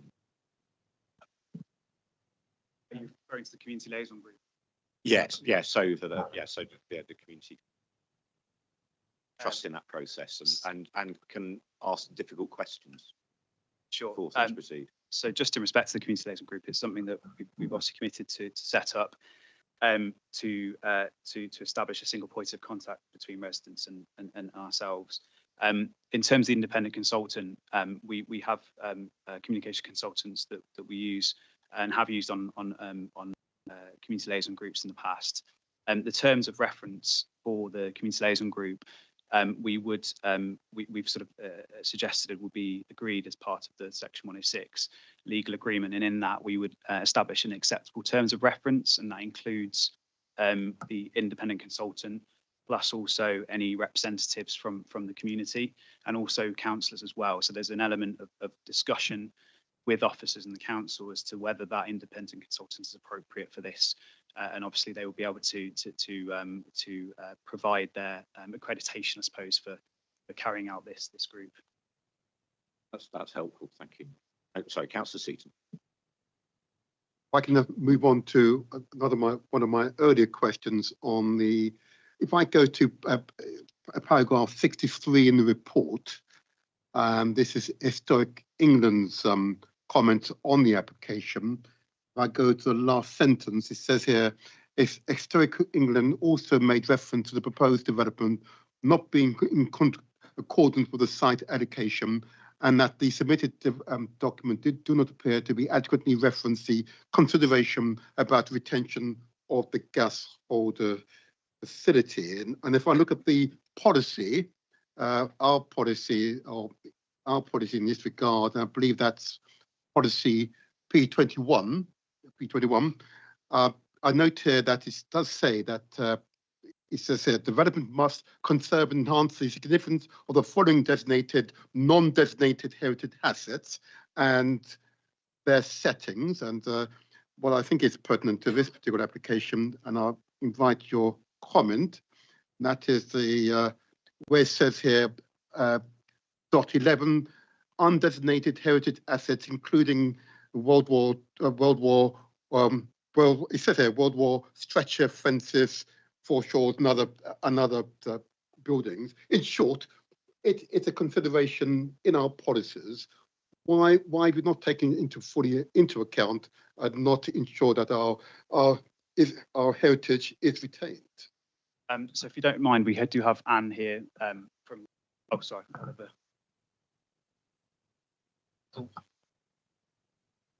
Might need to move desk or shuffle along, so apologies. The lead's not going to quite stretch. Thank you for that question. I mean, it has been taken into account. We've undertaken our own heritage assessment of the significance of the gas holder. It is, as you describe and mentioned in the report, a non-designated heritage asset. It was looked at as part of a survey of gas holders across London to identify in a generation when many of them are being replaced, which ones were worthy of retention. And in this case, this one dates from the 1930s. It's of a fairly sort of utilitarian appearance. It doesn't have the sort of historic significance of earlier gas holders, nor architectural features of other ones, many famous, like the one up at King's Cross that's got apartments in it. And this one was found not to be significant and not worthy of listing by Historic England. We looked, as was explained in officer report and at the sketches at paragraph 63 of the officer report, the possibility of retaining it, and on balance, the decision was made that to retain something of limited historic significance would be likely to unbalance the ability to optimise the site for housing. And on that basis, the decision was made, and discussions with officers moved to a scheme for commemorating it through retention of elements of it in the landscape and around the development, but not to retain structure in situ as it's seen today.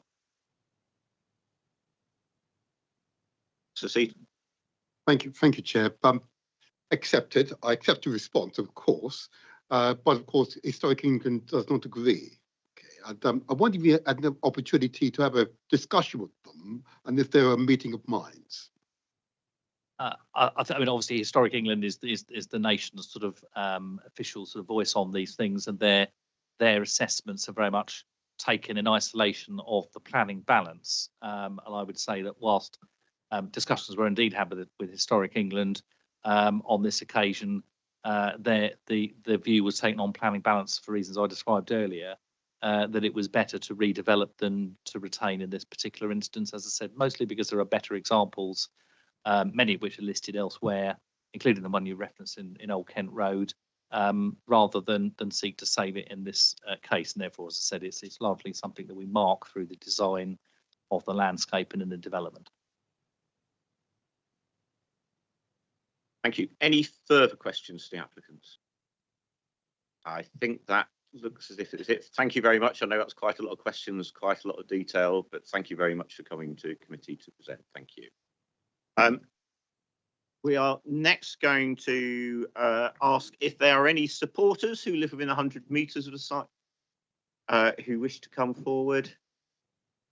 I've had an indication from committee members that we've been meeting for quite some time now, and so they're asking me if they can have a brief break. So I'm going to allow a 5-minute break, but please only 5 minutes, and if people could return promptly. Thank you.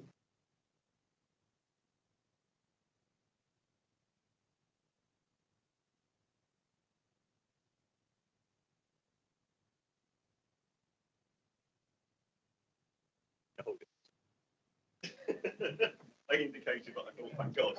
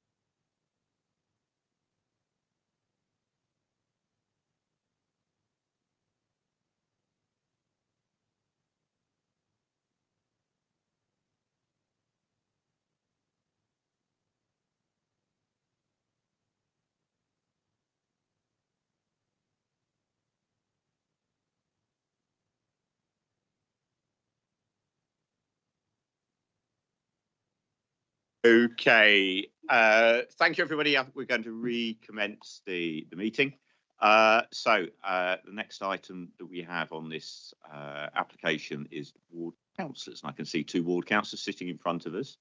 So I'd like you to introduce yourselves, and then, as previously, I'll give you 3 minutes to speak, and we'll give you 30 seconds close to the end of those 3 minutes. Thank you, Chair. I'm Councillor Stephanie Crine. I'm one of the ward councillors for Rotherhithe. I'm Councillor Kath Whittam, councillor. So, first of all, I just want to say thank you to Steve and Edward and Ellie for their absolutely eloquent answers to the questions and their presentation. I think they absolutely encapsulated the worry and the concern of local residents on this site. And there are real worries about this. I think this is a really unique site because it isn't just contaminated land. It's also next to 2 areas of significant interest for nature conservation. And I don't think we've ever seen anything like that, where you have contaminated land, then you have nature reserves sort of next to them. And I think we've spent quite a bit of time talking about the contamination and the impact that has on residents. And I think that's been quite fleshed through. We do share those concerns as ward councillors. But what we haven't spent any time thinking about is the impact of that contaminated land on the waterfowl, on Surrey water. That is a significant interest of nature conservation. And even with the boreholes being dug, we do have concerns that some small particles of pollutants or contamination could leak. And whilst they may not be harmful to humans, they could have a detrimental effect on the waterfowl or on that site. So we do welcome that should the committee decide to approve this application, we do welcome the additional condition around that. But I do also wonder whether we could also have an avian expert involved in that as well, because I don't think that has been explored around that as well. We welcome the sort of the conditions that have been imposed in terms of a telecoms tower.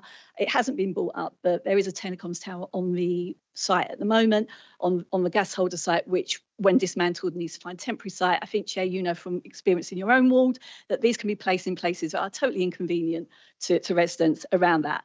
And I think, Michael, I think your knowledge is unsurpassed, but I am going to pick you up on the industrial heritage, because there's more than a gas holder's industrial heritage on that site. There is a paint factory, there's a lead factory, there's a sweet factory, there's a sausage factory, and it was a very industrial way. And we've seen those industrial buildings, those industrial landmarks eroded over time. So I think it's extremely important for the area and the historical nature of that area to keep that wall intact in its entirety. It is one of the last remnants of that rich industrial heritage of the area there as well.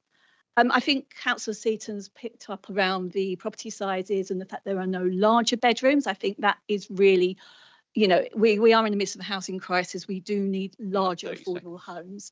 And if anyone wants to expand on that, I'm more than happy to, and on parking as well. And I think Kath just wanted to point something out. Yes, it's very interesting, the contaminated land picture that is on the border, because you wonder why this bit was left till last. Maybe because it's the most contaminated bit. Coke handling and processing, very dirty business, and there's a lot of nasty chemicals involved in it. There's also a chemical laboratory on the site as well. I wonder how much. I am going to have to bring you to halt there. I am sure committee members will have some questions for you, though. I saw Councillor Seaton. I believe you hadn't quite finished your presentation. The other thing I wanted to say is I have very long knowledge. I moved into this area in 1987. And one of the urban myths, which I don't know whether it's true or not, and I doubt if any of our officers could tell us, is that Stave Hill contains all the nasties from the rest of the gas holder site, capped in clay. So they obviously didn't want to cart it out the area, so they just stuck it in a big pile, covered it over. That's what was happening on the LDDC, but we're not going to let that happen on this site. Thank you. questions, Councillor Tester.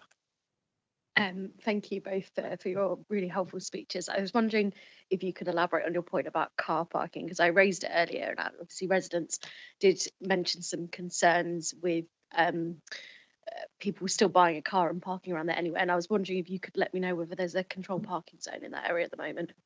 There is, but it doesn't cover Kinburn Street. And the reason it doesn't cover Kinburn Street is Kinburn Street and the surrounding roads off of it are unadopted roads. So the CPZ could not be implemented there.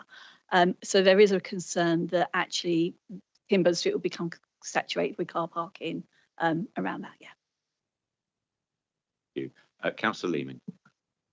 If we were to vote against this application tonight, what would happen to the site? Would it sit there in its current state for another lengthy period of time? I don't know, because we're not the applicant, but I think what came out quite strong from residents, they're not opposed to the site being developed. I think that came out really clearly. We're not opposed to the site being developed. I think the concerns around the contaminated land, I think with any application that comes through this, I just think those concerns around the contaminated land need to be addressed and addressed properly. And I think, Councillor Leeming, you mentioned the point of why wasn't that all done prior to it coming here today, around that, yeah. And I suppose any application that comes forward on this does really need to address that contaminated land issue, because it's not going to go away regardless of how many iterations you may or may not have. But there have been previous attempts to develop this site as well. This isn't the first one. I don't think any of, as I said, nobody is against homes on there. We need homes. We desperately need homes. We have a housing crisis. I think the issue around the contamination is really, really worrying at the moment. If we could get assurances within, if you were minded to approve it, we get really cast iron assurances around the dealing of that contamination before, as I said, a spade is actually broken into the ground around that. But these are real concerns, and people live 3 meters away, as we were saying, it is keeping them up and up. We've had many meetings with residents about this, with the independent contaminated land specialist that the council provided, but she was very limited in what she could do. She's very good, she knows that, but she was very limited because of the way the planning process works in this, so that we're sort of still no nearer to sort of knowing we sort of know what's in there, but how it's going to be treated, to what capacity, and what that impact is going to be. You can imagine the developer may do these commencement, find out. Sorry, Kath, can you speak a little closer to the microphone? So it is a little different. Any developer will do the pre-commencement works, find out just how bad it is, realise it's going to cost them an awful lot of money to remediate it, and they will come back with a revised plan of 10 stories to cover the cost of the decontamination.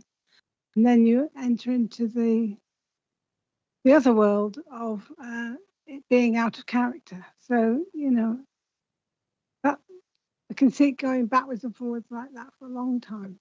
I mean, obviously, a change of that scale would have to be a fresh application. Councillor Leeming.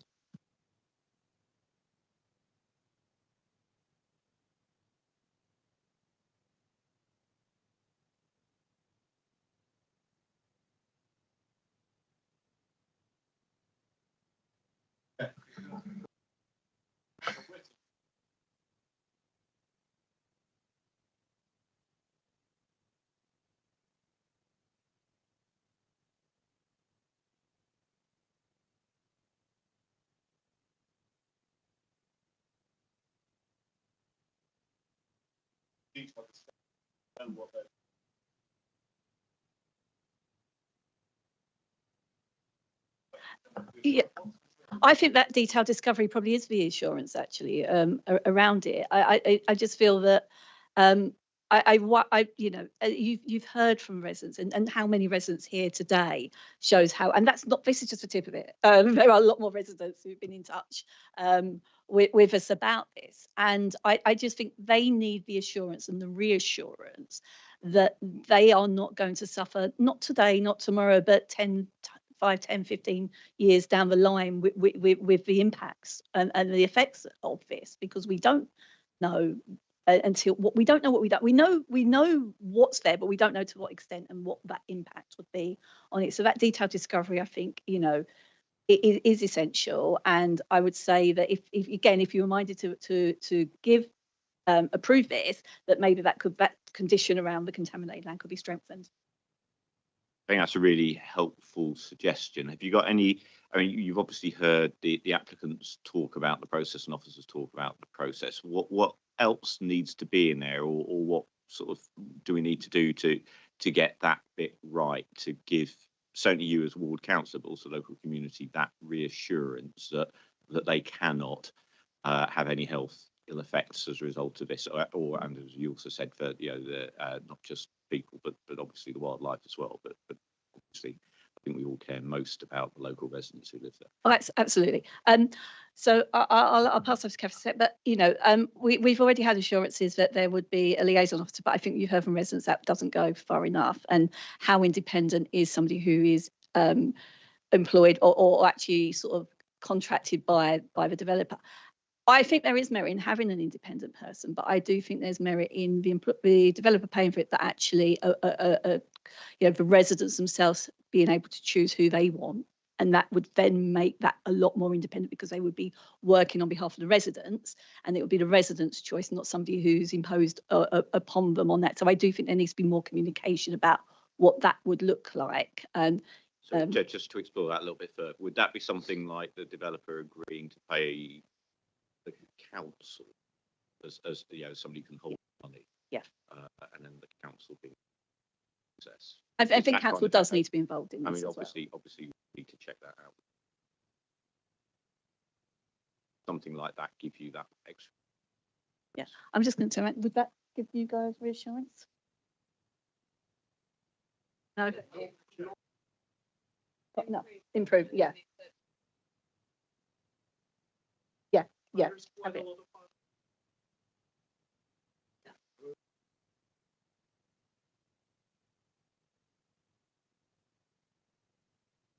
Too much to those parts sites like this. Fact is,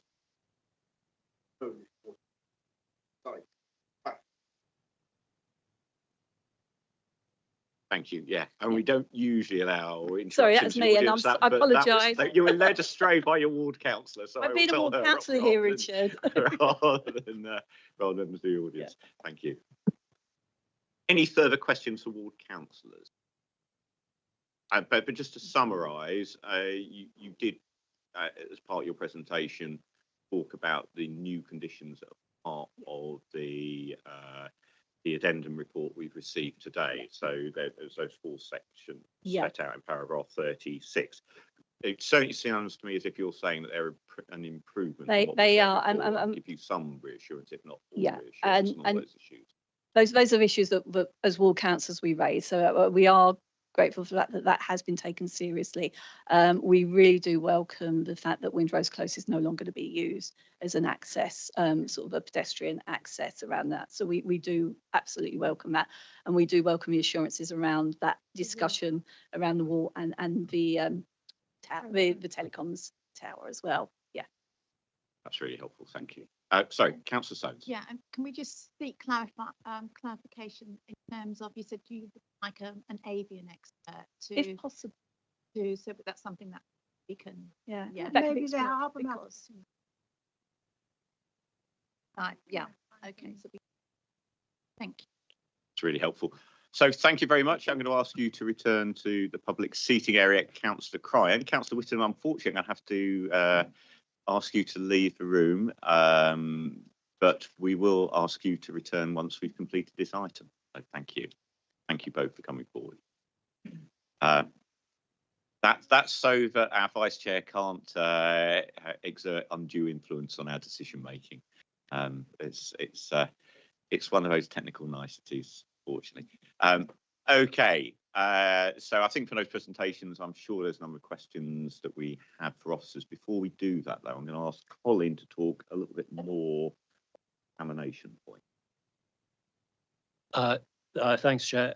Yeah, it's the point we just discussed, and the point that Mr. Miller made about having the independent contamination consultant with nothing really to look at since the intrusive works haven't been done yet. It's worth pointing out that the condition in the draft decision is called a pre-commencement condition, so you can't actually commence the developments until that condition is discharged. And if the condition isn't agreed by the council, then the development can't go forward. But it does seem to me that one of the things that we could, in addition, add to that condition is that if the intrusive works are being done and you have an independent assessor, as well as our own experts assessing that, we could hold the money from a developer, or we could pay for it ourselves actually, and provide you with an independent contamination expert of your own who you could choose.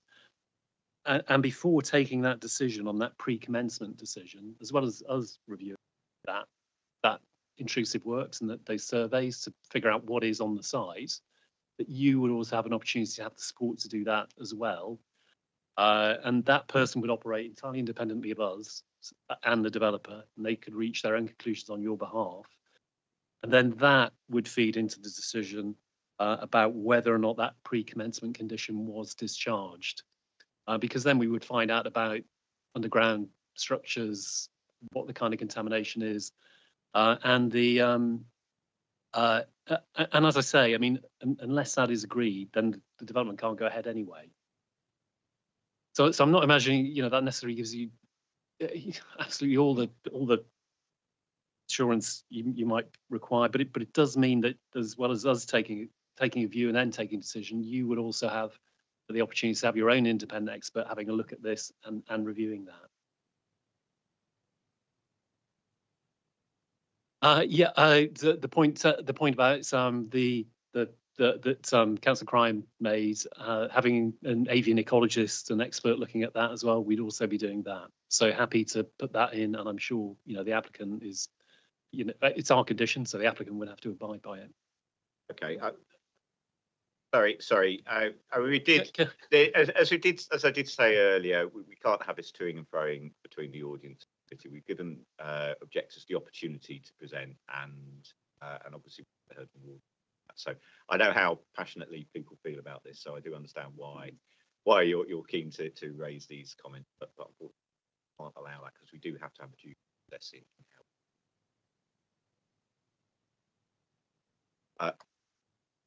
Questions, Councillor Seaton. Thank you, Chair. I want to go back to the issue of the deficit on the 3+ bedroom dwellings.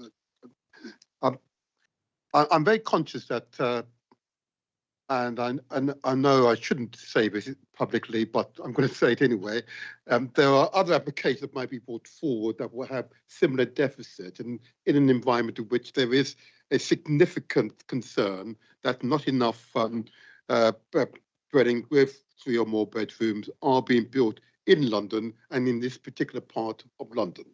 I'm thinking about the global, more strategic overview on this particular point.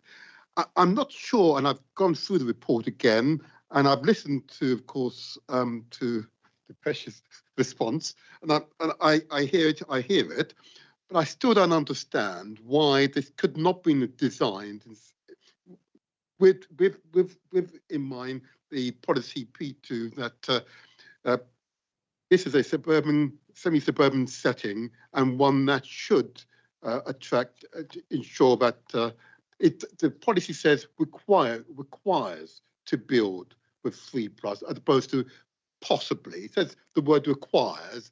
It has a similar weighting to must. Yeah. So I don't understand why the department is accepting the deficit and didn't require the applicant to so design that we can meet this most crucial of policy requirements. And if the officers could further elaborate as to why they'd allow this concession on this particular occasion with these merits, it'd be really useful to understand so it doesn't seep over into other applications that might be brought up in this area. Yes, thanks, Councillor Seaton. So there was quite extensive pre-application discussions around this site, and it started a lot higher, up around 15 stories. So we, as officers, Michael and his team, pushed them down, got them to reduce the height to respond a little better. We also had a discussion about houses. Now, part of that is about meeting the site allocation of 160 homes, but there's a balance to be struck. And that balance around local context, providing good quality, affordable homes and 3-bedroom homes, does mean on this site, with those constraints, particularly around height, it would have been difficult to get more 3-bedroom homes. It's a choice the applicant ultimately made. We as officers have looked at that particular policy, and looked at in the round with the requirement, the site allocation, and the development plan. And we feel that on balance, all those things considered, including the 42.5% affordable housing, which is significantly above the 35% minimum requirement, that the scheme is acceptable on that basis. On your question about the impact on other schemes, this is the application before you. Someone may have said once, this is the application, Sorry, that was an in-joke for people who've been at planning committees for a very long time. So apologies for that, people. Councillor Leeming. Thank you. I mean, I've obviously raised the issue of the examination many times, in fact, most of my questioning tonight, and I think it'd be interesting, and I do understand the power of a condition. There's been a scheme in my ward which is contentious, which hasn't happened because of the conditions we posed on it, and that's how it got stopped. So I appreciate that a well-worded condition can be absolutely crucial here. So I ask officers, what are how could we beef up the conditions that are in place to give more comfort to the residents here tonight who've been voicing very real concerns? I think Colin mentioned the condition that's recommended is a pre-commencement condition. So it means that no real development can take place until those risks are identified and information is provided and approved, with those caveats that Colin mentioned about the independent assessor working on behalf of the residents, having input into that. So all of those things need to be in place before they can then go on and actually build out their scheme. They are pre-commencement conditions, the strongest conditions we've got. Some years ago, the government introduced a requirement for those to be agreed with developers, because they do have a real impact on development, and they're a constraint on development unless they are approved. Councillor Tester. Thank you, Chair. I was just going to come back to the point about car parking. And, ordinarily I would be very much along the lines of, okay, zero car parking, you've got a CPZ in place, it's fine. But I did want to pick up the ward councillor's points about some of the roads nearby not being adopted. Is there anything that we can sort of do as a council to minimise the sort of effects this development could have on those roads in particular? I think one of the changes that has been made is not having those exits or entrances onto Windrose Close and onto Kimburn Street, which will discourage people parking on those streets themselves. There is an obligation that will be entered into the 106 to prohibit any future residents from applying or being given a parking permit. So those are the controls we have.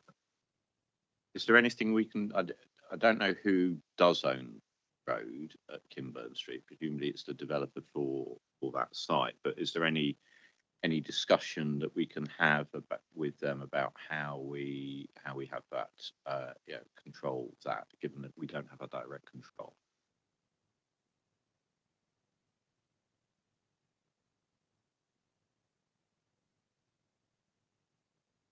Okay, so it must be. There must be some sort of ownership of it, whether it's a sort of management company or something. Because I'm assuming it wasn't just built in the 1980s and no work has been done on it since. I mean, I have walked along that road. I'm sure there must have been the occasional filling of a pothole there, and somebody's therefore take responsibility. Councillor Cryan. Okay.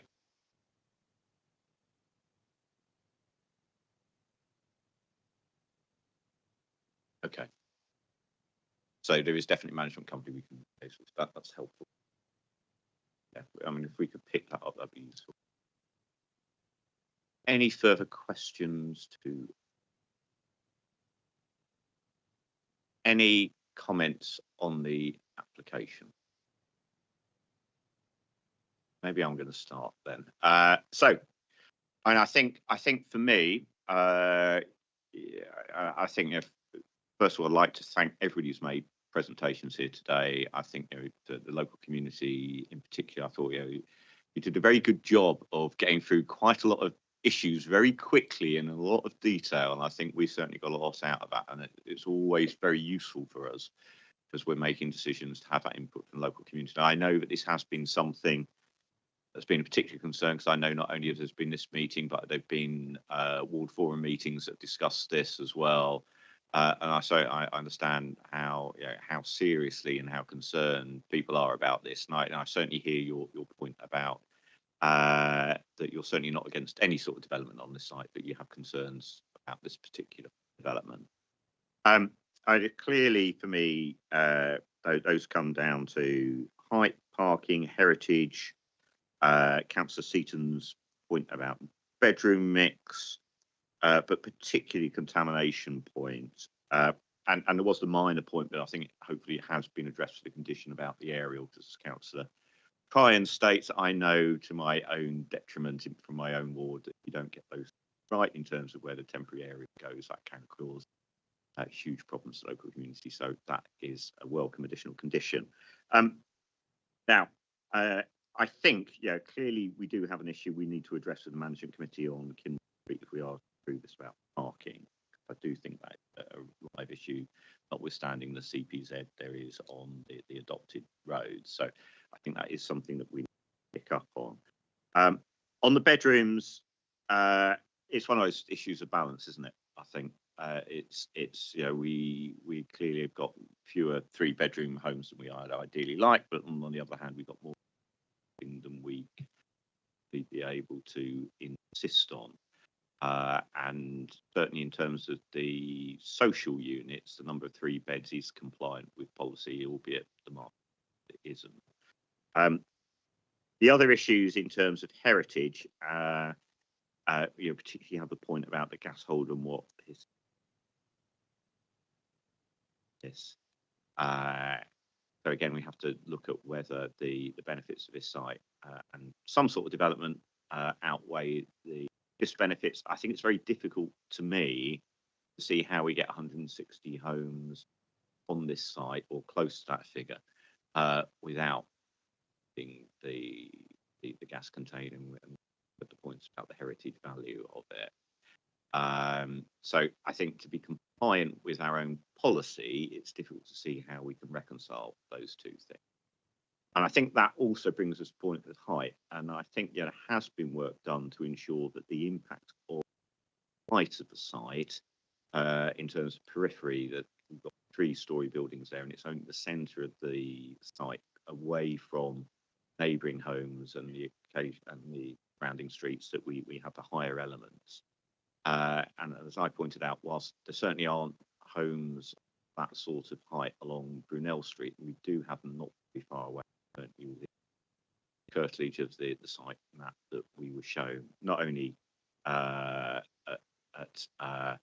to the south-east of the site, but also sort of southwest with the Ainsty estate. There are buildings of height near to this site, so I don't think the height is sufficient enough to sustain a rejection. So that really brings us back to the contamination point. And for me, it's I have heard, I think particularly with the advice we've had from officers, that we can insist that we have an independent process around that contamination, and it's a clear pre-commencement condition. I think we need to think very carefully about whether that is sufficient to either be able to approve this or to reject this, and how much weight that would have if there was an appeal to rejection. I am not convinced that there is the weight there to substantiate a rejection. And I do think we've done a considerable amount of work here sure we do have some safeguards about contamination, but I am interested to hear. I'm certainly minded approval, but I would be interested to hear what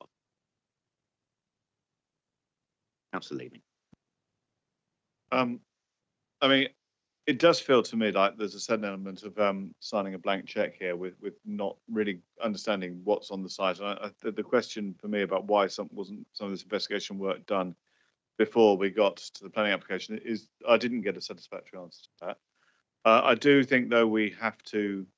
I just want to go back. So what I meant to say at the beginning, which is that I've sat here in planning committees sometimes and felt that residents have overstated their case, and I certainly have not felt that tonight. I think the residents have put their case very calmly, very cogently, and very effectively, and I'd like to thank them for that, because I can understand that. Frankly, yeah. I can fully understand the concerns that you have on this case, and for me, all the issues you must mention, Councillor Livingston, are pertinent, but the contamination is the important one. So it comes down to, do we trust the experts to get it right, and do we trust the process for the pre-commencement conditions to be good enough? And I think I've just about edged over the line on that one, and with a slightly heavy heart, but I think I agree with you. It is just about okay. So I'm minded to vote for it as well. Thank you. Any further comments anybody wants to raise? Councillor Soames. I mean, similarly, Chair, I had huge acute concerns around contaminated brownfield land, and wondered why, once the objectors spoke, why this analysis, in-depth analysis, wasn't carried out before now. But I have been suitably satisfied once the applicants presented the process, but heartened and strengthened by Colin's intervention in terms of how we can actually strengthen the conditions around that. And I think that has persuaded me, because I was minded otherwise to object to the application. And similarly, on balance in terms of the height, because and massing in the locality, because there is already a sort of a precedence. I don't know this particular area very well, and I think when I refer to the aerial maps, I was referring to sort of Google Earth maps, not CGI stuff. And yes, concerns about 3 bedrooms plus, but by and large, the main dominant factor was around contaminants and potential impact on long-term impact on health for local residents. But I'm suitably satisfied that we've put in robust measures to oversee and monitor, ensure health and safety. So I'm. Councillor Seaton. I will be brief, Chair. I think on balance, I'm also inclined to give support, although I still have some reservations about the issue, and notwithstanding your own comments in regards to the number of 3-bedroom plus homes. It's quite clear that families are leaving Southwark because of the lack of suitable sized properties, and if new developments such as this do not meet the needs of local residents, and that is a planning policy requirement, and we might be failing in our duties. But on balance, I'm accepting the rationale as laid out to me on balance. But I'm also satisfied that our own policies right across the board are being broadly complied with, both in terms of looking at and ensuring that this. I tend to use policy references, if I may, and it's always a good thing for always objectors to be able to refer to our policies and to assess whether or not the policies have been complied with. That gives us material weight for us to consider in our final decision making. So if I just refer to policies, I'm satisfied that policies as set out in page 137 of the of the report says, of course, and if we refer to our SODC policies on of SODC development targets, that clearly helps us to meet our development targets. A great start in life. This meets those economic targets we set out for ourselves, ensuring that we respond to climate change emergency, the materials used and the design of these buildings are clearly compliant. I'm satisfied that the social rent policy P1 is being satisfied. I can go along, vast majority of them are indeed being complied with some reservation about policy P15. I'm not convinced it's completely complied with, but the overall policy spectrum we have here, I'm satisfied are being complied with. And if notwithstanding the comment on in regards to contaminated land and the process that we will follow, as it's been stated again and again, it's a pre-commencement policy here that we're looking at, and it will not proceed unless the officers are satisfied that this is safe land for development. And I think that's I would trust the professionals on this occasion. Thank you. Councillor Tester. I think very quickly, I would broadly agree with the points raised by other committee members. I think for me, the issue of the contaminated land, which while I appreciate is a massive issue for residents, was not as big of an issue for me. I think I very much trust in the fact that this is, as Councillor Seaton said, a pre-commencement condition that we would have to be satisfied. And I think I'm really reassured by Colin's comments as well about the provision of an independent expert for the residents, as well as the one being provided by the applicant. And I think overall, as planning committee members, we have to operate within the system that we have, and the one that exists currently, we can't kind of change it and bend the rules. And I understand residents' concerns that this hasn't been done to date and these investigations haven't taken place, but ultimately it does come down to the systems which exist at the moment, and the planning system is the best way for this work to be undertaken. And I believe that's what the applicant said themselves earlier. So I think for me, overall, that is less of a concern. I think the broader comments around height and density have been well addressed, and I kind of welcome the attempts also to deliver kind of lower rise homes nearer the existing homes, and trying to really sort of respect the existing density of the area and kind of bring those taller buildings further away from those homes. And overall, I'm really happy to see that we are getting a large percentage of affordable homes. So I think overall, in balance, I would be supporting this application. Thank you. I'd therefore like to move that we adopt the officer's recommendations set out in paragraphs 1 to 3 of this report on page 4 of the supplemental report with a slight amendment. The Planning Commission is granted, subject to conditions, including the council's procurement of an independent expert in consultation with local councillors and the local community as a pre-commencement condition, and the applicant entering into the appropriate legal agreement and referral to London. Secondly, that in the event that the requirement of paragraph 1 above are not met by the 28th of February 2025, the Director of Planning and Growth be authorised to refuse planning permission if appropriate for the reasons set out in paragraph 3.1 of the report. Thirdly, the Director of Planning and Growth be authorised under delegated authority to make any minor modifications to proposed conditions and Section 106 obligations arising out of detailed negotiations with the applicant or the Mayor of London, which may necessitate further modification and may include the variation, addition or deletion of the conditions as drafted. Does any member of the committee? Sorry, before we go for second, have you incorporated, or because your comments already cover the avian expert that was proposed as a condition?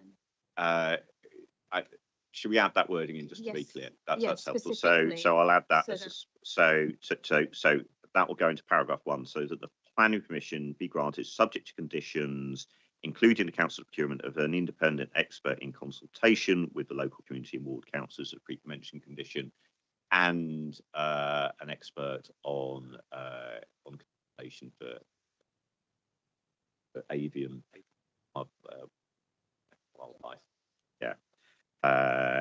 And then as the rest of that paragraph follows. Is that okay? Is that seconded by? I'm going to take Councillor Tester. Thank you. So we'll move to a vote on that item. So Councillor Leeming, how would you wish to vote on that item? For, Chair. Councillor Soames? For, Chair. Councillor Seaton? For, Chair. Councillor Tester? For, Chair. I'm Councillor Richard Livingstone, also voting for the motion. So the motion is carried and the application is granted. That brings us to an end of this item. So I'd like to thank all the members of the community for coming forward and participating. You're free to leave, but you're free to also stay for the remaining items of the agenda. So we're going to take another very quick break so we can bring Councillor Whittam back into the room.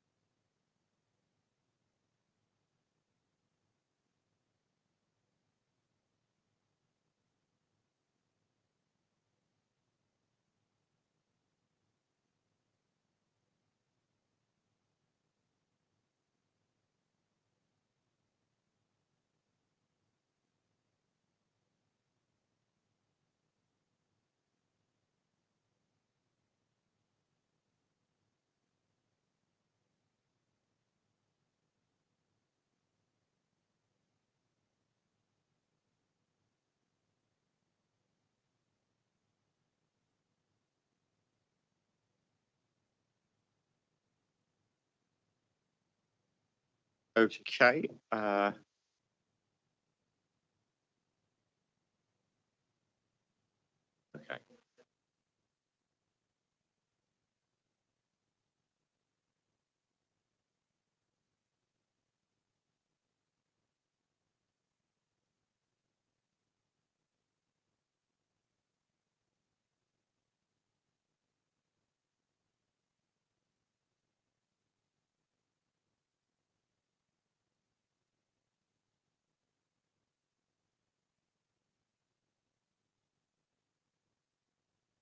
Okay, if we can, those people that are remaining, if they would like to take their seats for item 8.1.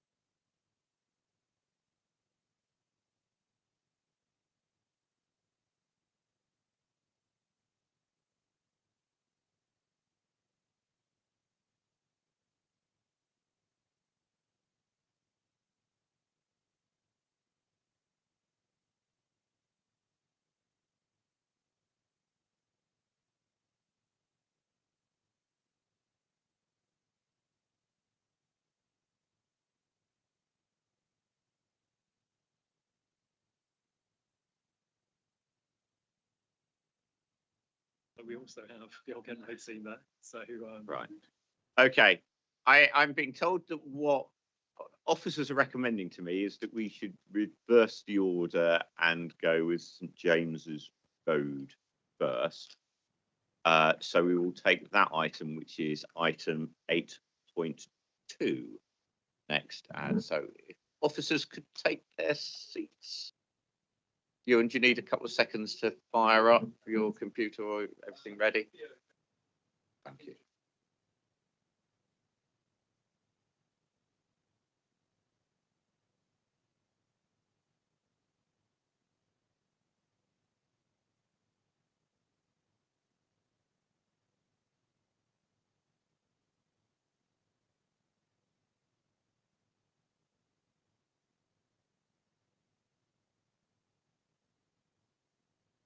Did know there would be some technical issues.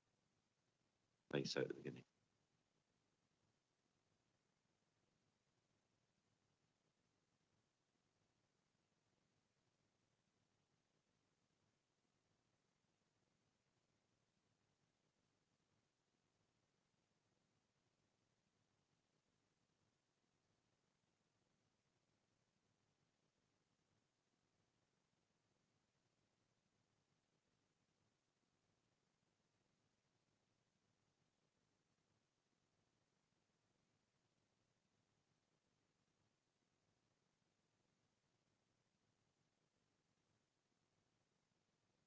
Yeah.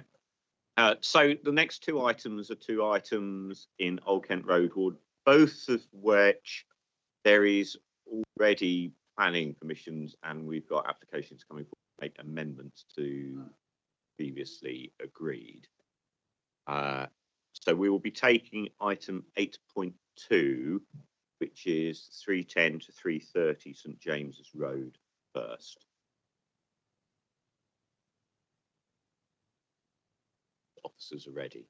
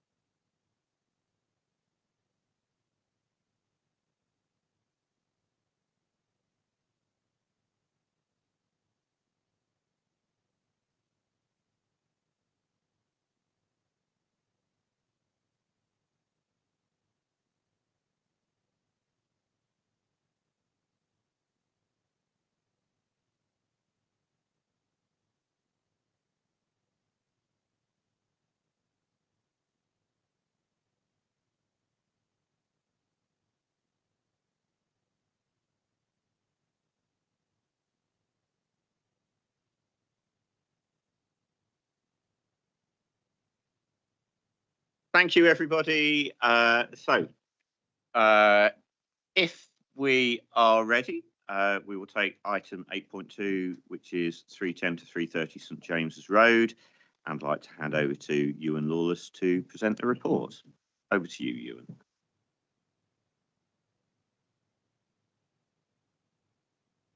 So a few items to run through on the addendum before we kind of get into the proceedings.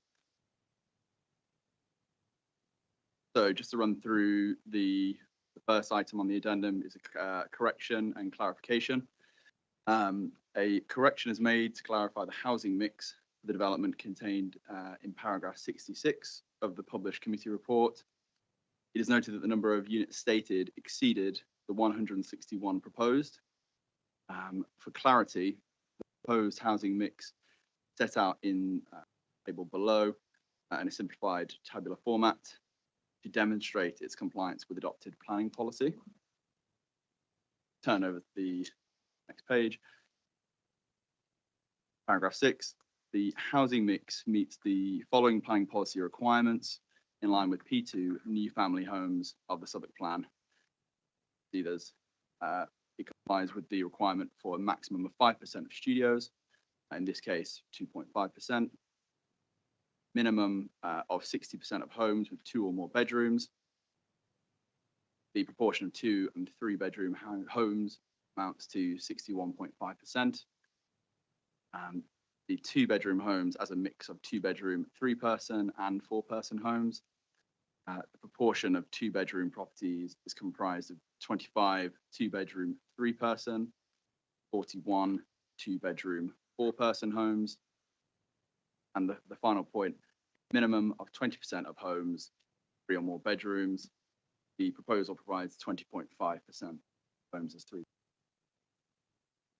Under paragraph 7, this is then replicated for the affordable housing. Paragraph 8, again, first point on the provision of a maximum of 5% of studios, private housing only. So to clarify, there are no studios proposed in the affordable housing. With regard to the minimum of homes, minimum 60% of homes, 2 or more bedrooms, the proportion of homes with bedrooms amounts to 62%. Then in regard to the 2-bedroom homes, it's a mix of 2-bedroom, 3-person and 4-person homes. The proportion of 2-bedroom properties is comprised of 10 2-bedroom, 3-person and 2 2-bedroom, 4-person homes. Similarly, for family homes, the proposal provides 38% 3-bedroom homes. The following point then is on additional information received since the publication of the main report. The application has been assessed in consultation with the Council's waste management services, who requested additional information on the calculations of waste generation. The applicant has provided further detail on the impact of the uplift in units to the projected waste generation. The total weekly refuse requirement for the development calculated using Southwark Council guidance. Previous scheme, the weekly figure was 24,680 litres. The amended proposal is 25,060 litres. The amended proposal provides 23,100 litres storage for non-recyclable waste, exceeding the required 18,795 litres. And likewise for the recyclable waste, 15,360 litres of recyclable storage is provided, exceeding the 12,530 required. Accordingly, the proposal follows the Council's residential waste guidance, demonstrates the development is served adequate waste storage capacity. And following the final point of the addendum is on late representations received. Following the publication of the main committee report, a late representation was received from the NHS Healthy Urban Development Unit, also known as Hoodoo. The consultation response requested a negotiation of a financial contribution of £35,171 to mitigate the impact of the delivery of the 160 homes healthcare provision. The Section 106 contributions and items to be included for this application are in accordance with the Council's Section 106 SPD, and contributions toward who are not included. Furthermore, the Old Kent Road Area Action Plan maintains a strategy for the identification of health needs and provision of a health centre, site identified in the vicinity of the application site on Verney Way. As such, the requested contribution towards the health infrastructure is not considered to be required for the application, not be supported by officers. In addition, the representation outlines that a health impact is permitted, which does not allow the NHS to be assured that health impacts are mitigated against. It is noted that this is not a validation requirement, and the application is a Just to conclude, having taken into account the additional information following the consideration of the issues raised, the recommendation remains that planning permission should be granted, subject to stage 2 referral to the Mayor and completion of a Section 106 agreement.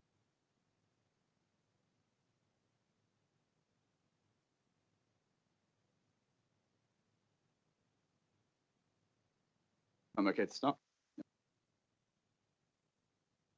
So the application before the Planning Committee this evening is an addendum item, which involves amending a scheme that has previously received a resolution to grant in December 2022.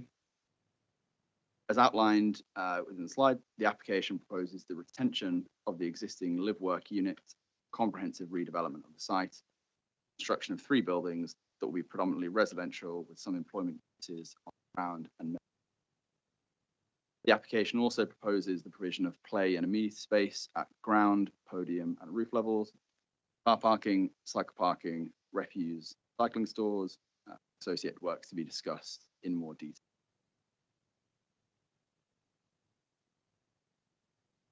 The application site is outlined in red on the associated site location plan, situated near the junction between St James's Road and Rotherhithe New Road. And the application site includes the addresses 310 to 330 St James's Road. 310 is 326. It's currently a 2-story building in use as a food wholesaler. 328 is an L-shaped 3-story office building fronting onto St James's Road. 330 is a 3-story building containing artist studios and residential accommodation. The scale of the existing site is low dense, with buildings set between 2 and 3 stories. The application site is not located within a conservation area, the nearest being located at the following approximate distances from the site. Livesey, 290 metres, Glengall Road, 330 metres, and Thorburn Square, 400 metres.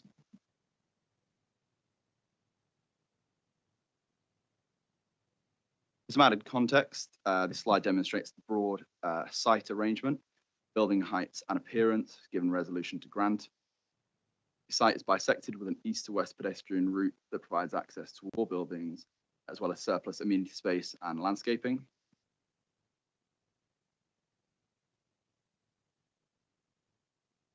The application site has been amended from the scheme given resolution to grant to comply with central government fire safety regulations for residential buildings over 18 metres or 7 stories in height.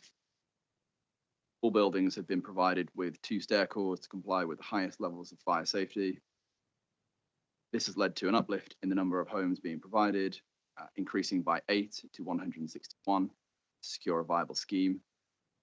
Consequently, the height has been amended from the previous scheme, building A increasing by 2 stories, building B reducing by 1 story below 18 metres, and building C increasing by 1 story. The development would result in the construction of 3 buildings at 21, 9 and 6 stories in height. Development would contain 161 homes, 36% of which would be affordable. The works would re-provide and exceed existing commercial floor space, with 10% being affordable. And the development would contain 700 square metres of communal amenity and play space at a variety of levels.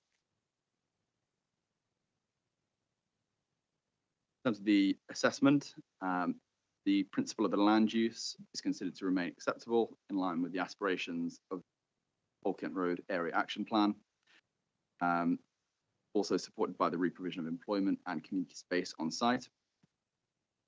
With regard to affordable housing, the affordable housing is comprised of a policy compliant tenure mix of 25.4% social rent and 10.6% intermediate housing. This has been reviewed in consultation with an independent viability consultant who agrees with the applicant's position that the maximum amount of housing has been provided.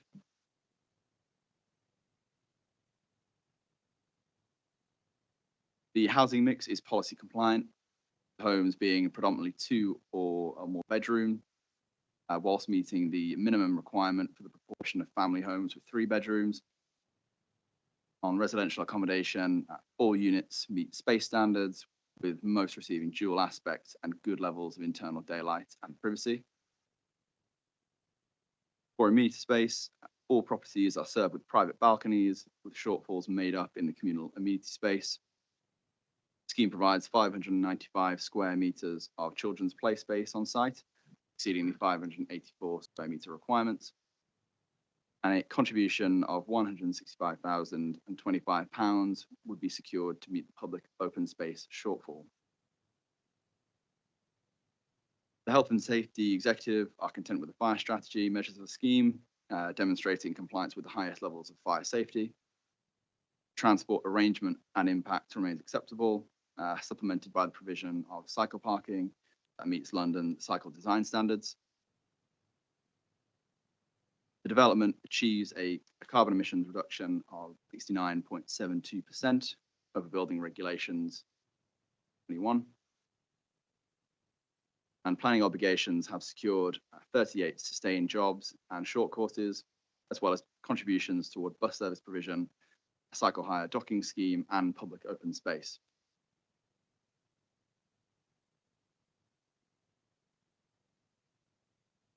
Moving on to design. The proposal retains the key urban design policies, urban design principles of the earlier scheme, enabling increased permeability through the site for future connectivity with the Six Bridges Park to the west, planned as part of the future master plan. Principle of the height is established from the resolution to grant and remains acceptable given the emerging context of the area. The additional stories to building A have been successfully integrated into the design with strong vertical expression. Building B and C have a simpler facade arrangement with a mix of inset and external balconies to articulate the elevation. The predominant finish will be brick with different tones to delineate between the blocks and their uses at ground levels and above.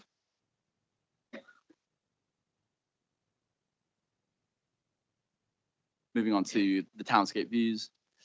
The updated townscape visual impact assessment builds upon the 10 views assessed for the resolution to grant scheme, focusing on 4 key views where the alterations are best appreciated.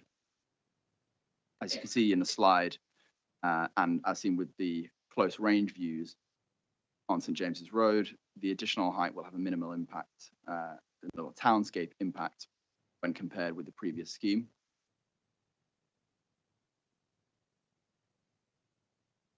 Moving on to medium and long range views. When considering the impact of medium and long range views, it is considered the increased height will be largely imperceptible compared to the previous scheme. Overall, the proposed amendments to the scheme are considered to sit comfortably with the existing and emerging context and will not lead to harmful townscape impacts to the local viewpoints, locally listed buildings, or conservation areas. In the slide, you can see the properties considered in the updated daylight and sunlight assessment, which accounts for the changes in height and massing to the scheme.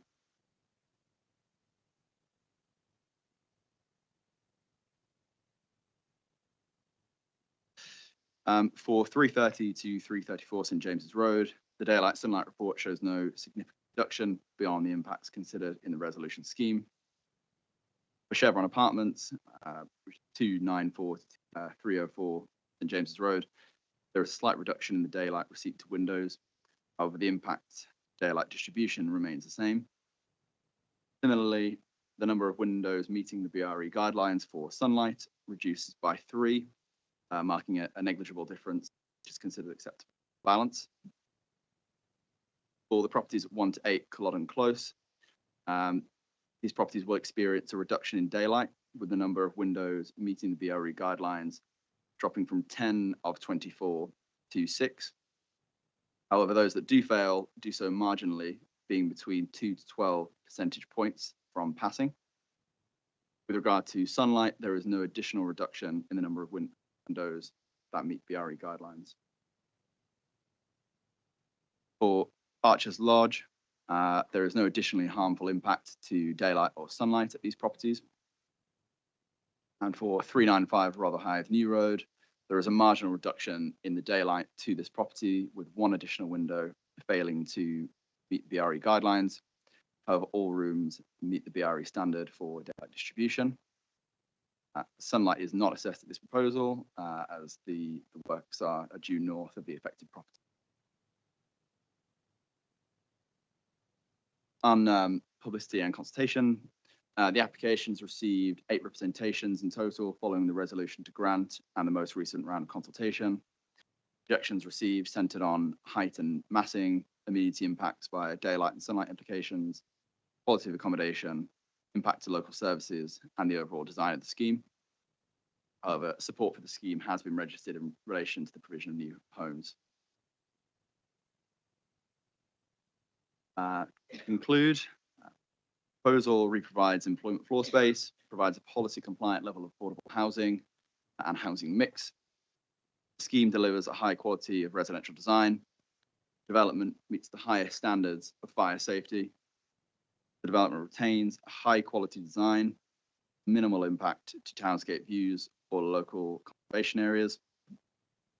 Daylight and sunlight impacts are considered to remain acceptable. Proposal is served with high quality cycle parking provision, supports modal shift. Proposal includes provision of air source heat pumps to deliver carbon emissions reductions to the scheme, secured in the legal agreement. And for these reasons, officers maintain a recommendation for approval of the scheme and consider it meets the council's planning policy requirements. That concludes the presentation. Happy to answer any questions. Thank you. I was going to ask a very quick question first of all, which was in the addendum report mentioned the NHS's response about the hoodoo. I've not seen many of these before. I've just wondered why do we think the NHS has identified this site but not other development in terms of this issue? Do you have any idea about what in particular they have about the concern of this site as compared? It's not something that I've personally had experience with. Colin, if I could defer to you. So we do have regular meetings with the NHS about providing healthcare in the borough, and the idea behind that is a structured conversation with them. So it's things like looking at the health hub, the Old Kent Road that you mentioned, which is in the AP, and also the one at Canada Water, also the one that hopefully we get at Elephant Castle. The hoodoo requests that we do get from time to time just tend to be requests for money. And they don't identify what they're going to spend that money on. Whereas our Section 106 SPD is structured very consciously to collect money for particular things that benefit people locally in Southwark. In terms of monies to fund NHS, our intention is to use community infrastructure levy money rather than Section 106 money to fund those health hubs and to fund that additional NHS provision. I mean, frankly, the hoodoo requests tend to be a bit opportunistic. So sometimes you don't get them and sometimes you do, but they don't really explain what the money is for. So we're disinclined to ask developers to give us money to give to the NHS when we don't know what they will be spending it on. And they're not clear about whether, and clearly 106 money is going to be spent on capital projects. They can't be spent on funding the operation of the NHS. I can understand why they do it, because the NHS, like all other sector and authority bodies, are short of money. So they see the planning system as a way of securing that money. But our preferred way of operating is to do that as part of a structured conversation with them and as part of the spending of our SIL money in a coherent and managed way across the borough. Thank you. Sorry, Councillor Whittam. Yeah, I was going to ask that question, but it seems such a small amount of money as well. Very odd request. Yes, it is an odd request. So it doesn't come as a request of we would like this money to be spent on the following surgery or practice, or we would like to fit out a new examination room. It is just sort of ad hoc. Oh, the planning system produces money from developers. We would like some money. It doesn't even explain why it's £32,000. So it certainly sounds as if, not for this application, not for any decisions this evening, it just sounds as if it's probably useful if it with the cabinet member, so that they're having that conversation in the NHS to try and work out how to have a more structured conversation about this, because that's what the still's meant to be there for, and that process more sounds sensible. Councillor Whittam. On another topic, this seems to be brought simply to put another staircase in. Did it not have right permission at the time that it was granted? Why do we have to come back to it? Because it's already got. The previous resolution to grant was given in December 2022, but it was caught kind of rather unfortunately at the time of passing over of the central government fire safety regulations. But I believe actually at the time there was a statement was made maybe a week after or so the resolution was given.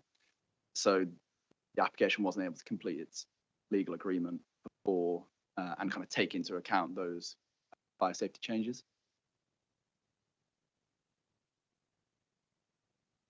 Councillor Seaton. Deja vu, huh? If I may go to paragraph 74 in the report, and you referred to policy 15 residential. I'm particularly interested in the question of the dual aspects. I'm not going to disagree with you that 65.8% is good. Trying to work out if there's a split between affordable and intermediate and private. What percentage of the affordable is dual aspect? Off the top of my head and kind of having seen the plans, I wouldn't be able to answer with a defined percentage. Sorry, is that paragraph 64, is it? Great, Chair. You make it clear that it's overall it's 65.8%, but not indicated how it's split between the various tenures. I can see the architect indicating. I think what we will do is pick that up with the questions to the applicant later. But it's, yeah, a good question that we can follow up. Thank you. Any further questions from committee members? No. In that case, do we have any objectors to development which notified any?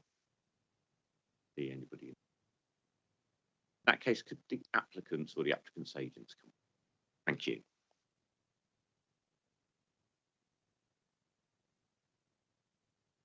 So just to run through the process again, I'm going to ask you to each introduce yourselves, and then I will give you, hopefully you've worked out how you're going to split the 3 minutes that you have between you.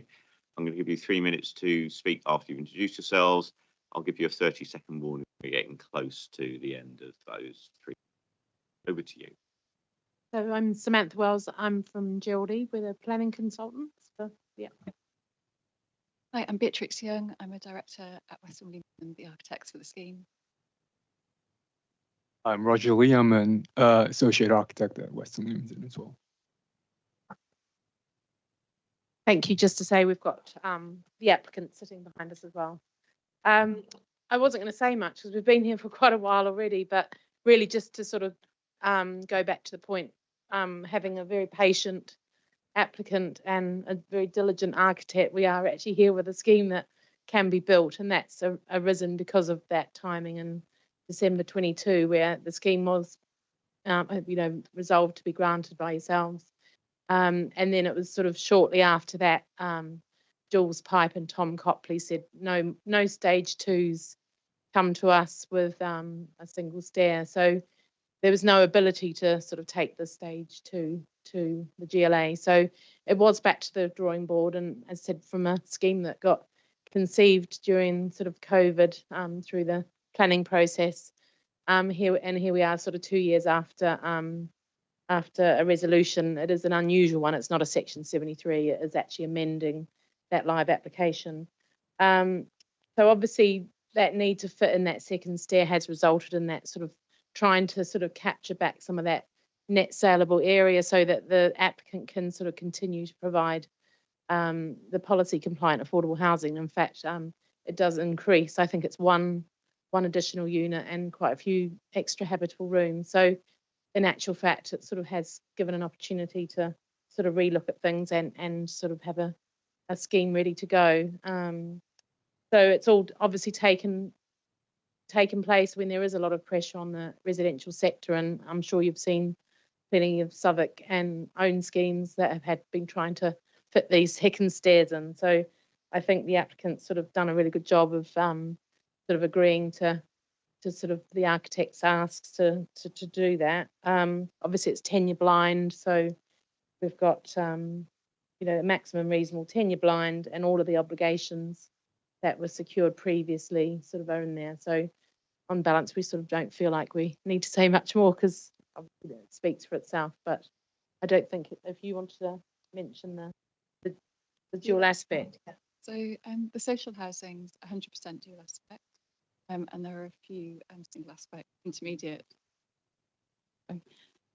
The social housing is 100% dual aspect. They're in the lower block at the front called Building B and Building C, and if you look at those, they're 100%. There are a few single aspect intermediate units that are Building A. You've got 30 seconds left if you want to use it. I don't think so. Just to say we've got a scheme that meets the London Plan, Southwark Plan and Old Kent Road AAP. So we obviously thank you for the time and sort of happy to answer any other questions. Thank you. Thank you. Any further questions to the applicant?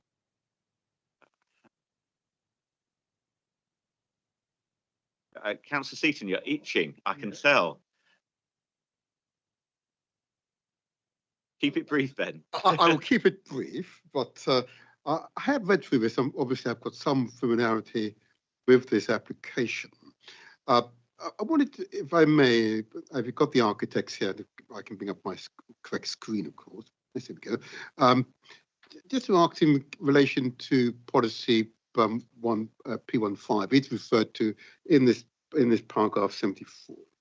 I read through this, and I wondered, as regards to compliance, as you can see, the policy it does. First of all, I want to make sure I'm not misinterpreting what you've just described. I can take it as read. It's high quality. It's tenure blind. There's no material difference between the affordable market homes and the market. Yep, that's fine. And provide opportunity for avoid the more than 8 dwellings in a core. I believe it's what 3 or 4 per core. That's right. It depends on the building. It depends on the building. So there's 8 units per core in Building A. That's what I thought he said, yes, which is why I questioned it. So we're right up against the, oh, it's not here, right up against the margin, are we? So could you just explain the cores and the numbers of dwelling in the cores, please? So in Building A, the tallest building, that's got 8 units per core, and that's got 2 stair cores. In Building C, which is the second tallest, the second tower, that's got two stair cores as well, and that's got 3 units per core. And the smallest building, that's got a single stair core and 4 units per core on average.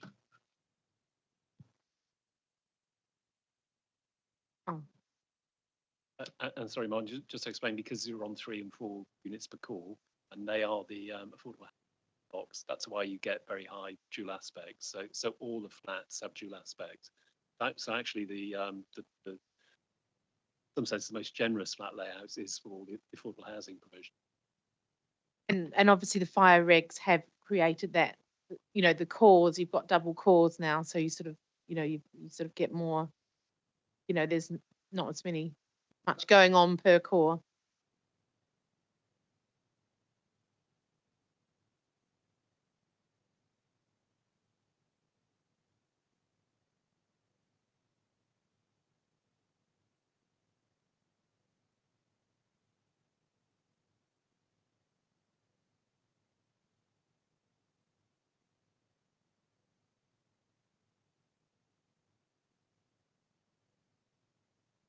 I'm settled now, Chair. Thank you. Councillor Tester. Hopefully this will be very quick. I was just looking at the minutes from the previous resolution to grant, and I just noticed that there was something in there about an amended condition to stipulate that any shortfall of cycle parking provision is to be made up on the public highway. And I noticed that this sort of revised application, as it were, is still has some shortfall of cycle parking. So is that amendment carried through into the new application? I don't think it was in terms of the current cycle parking arrangement. We do have a condition for submission of further details, because whilst we did kind of go back and forth with the applicant and we negotiate some improvements to the cycle parking arrangement, there were one or two outstanding items that our transport policy colleagues wanted to secure. So unless that could be concluded within that condition. So Councillor, that will be something we'll be looking at in that condition. Yeah. Very well spotted. Good work. Any further questions to the applicant at this stage? No. Thank you very much for coming forward. If you'd like to return to the public seating area. Do we have any supporters of the scheme living within 100 metres of the site? Do we have any ward councillor that wishes to speak on this item? No. I should have declared it earlier if I did. In that case, any further questions for officer item? Any views, comments, observations that members want to make before we move forward? Councillor Whittam. Very similar to the last one. We agreed the last one. Let's just carry on. Succinctly put. Given that, may I suggest that we move forward to a resolution? So I'd like to move that we adopt the officer's recommendations as set out in paragraphs 1 and 2 of the report on page 163 of the main agenda pack. Firstly, the planning permission is granted subject to conditions and the applicant entering into the appropriate legal agreement. And secondly, in the event of that requirement not being met by the 12th of May 2025, the Director of Planning Growth be authorised to refuse planning permission if appropriate for reasons set out in paragraph 242 of this report. Does any member of the committee wish to second this? I think I've got Councillor Whittam there first. So I'm going to ask people how they wish to vote on this motion. Councillor Whittam. For. Councillor Leeming. For, enthusiastically, Chair. Councillor Soanes. Chair. Councillor Seaton. For, Chair. Councillor Tester. For, Chair. And Councillor Richard Livingstone. I'm also voting for it. So the application is granted. Thank you. We will move on quickly, if we can, to the final item, which is item 8.1, which is the site at Old Kent Road at numbers 651 to 657 Old Kent Road. And I think Henrietta is going to present on this.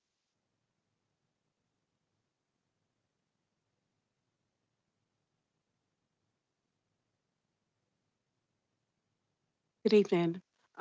This application we have here, 651 to 657 Old Kent Road. It's a Section 73 application.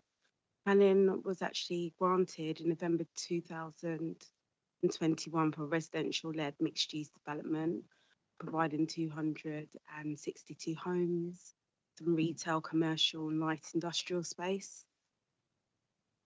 A Section 106 agreement was signed. This application seeks amendments to this scheme. The consent has been implemented. There's a crane on site at the moment, foundations are being dug, and there's a hoarding around the site. The contractor went bust and work ceased on the site earlier on this year. I'll just go through the changes. The changes include an extension to the west building by 5 floors to accommodate 30 additional residential units, bringing the total number of units to 292 homes in total.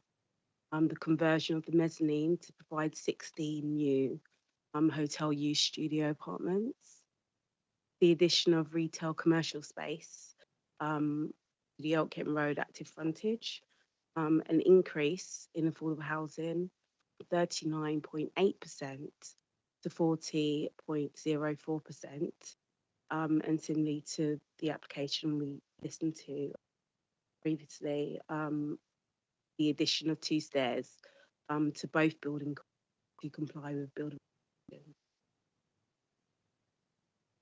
The sites outlined in red, the sites within the Old Kent Road opportunity area, within the Oakham Road area action plan. Also an allocated site within a Southwark plan for residential-led mixed-use development, and it's also within the town centre. The wider site is outlined in blue, and that's the Ruby Triangle site. This is an aerial plan of the site. The site's highlighted in white. And I'm going to share with you some massing diagrams. What you can see in blue are the additional 5 floors. And this clearly sets out the extension that the applicant's proposing now, and the parent consent right next to it. As you can see,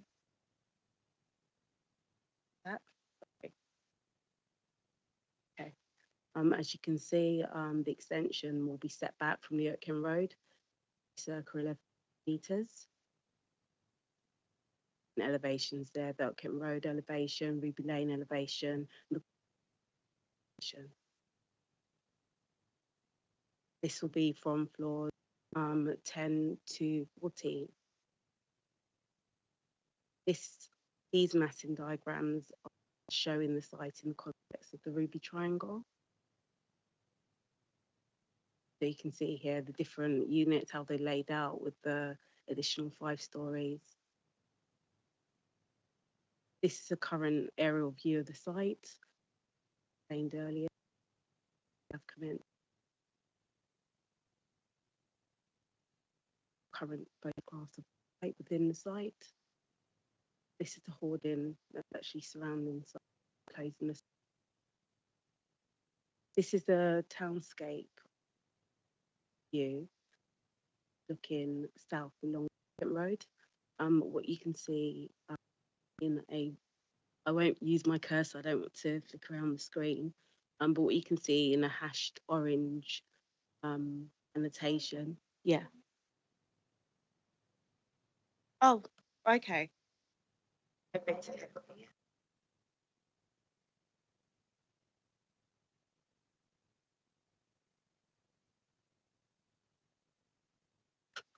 Is that better? Okay. So as I was saying, yeah, it's better. As I was saying, there's a townscape view showing the small extension of 5 stories, looking south along the Oakham Road. This actually shows what the apartments are going to look like within the 5 stories. Each floor would have 6 apartments, each with balconies. They would all meet technical space standards, and they would all have, private amenity as well. This layout here shows the habitable rooms.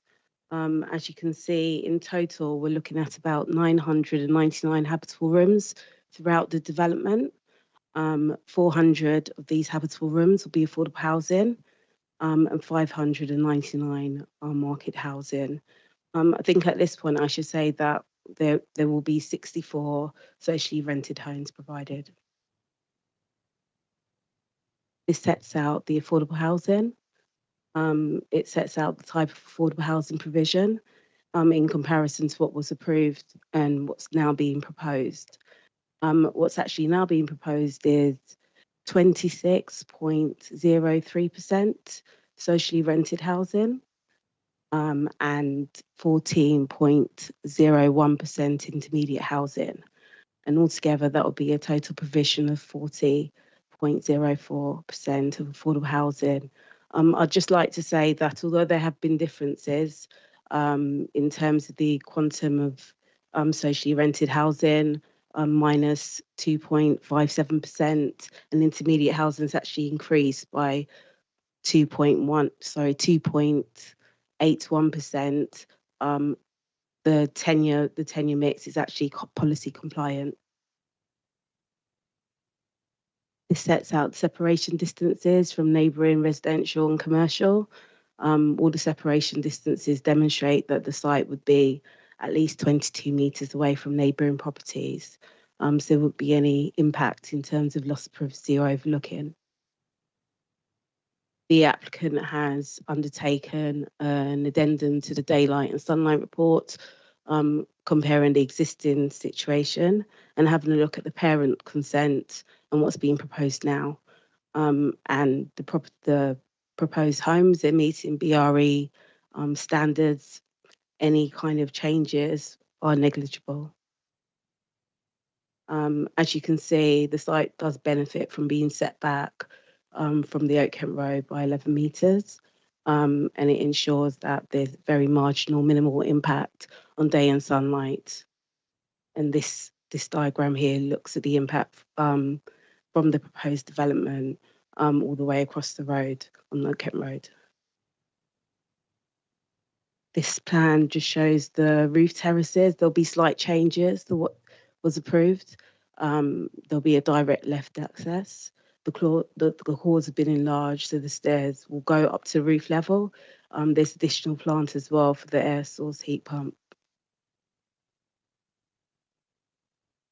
This slide shows the amenity space provision. It demonstrates that there'll be additional amenity space, I think in excess of 208 square metres, but it will be compliant in terms of private communal amenity space, public open space and play provision. There'll also be private amenity space provision by way of balconies for each of the units in the parent scheme and in the parent scheme and the proposed scheme. This slide shows the non-residential floor space.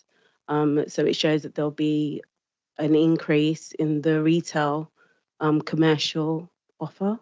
There'll be a decrease in industrial offer, and that'll be due to the replacement of the industrial mezzanine floor to provide 16 hotel rooms, but there'll still be affordable industrial floor space provided on the ground floor.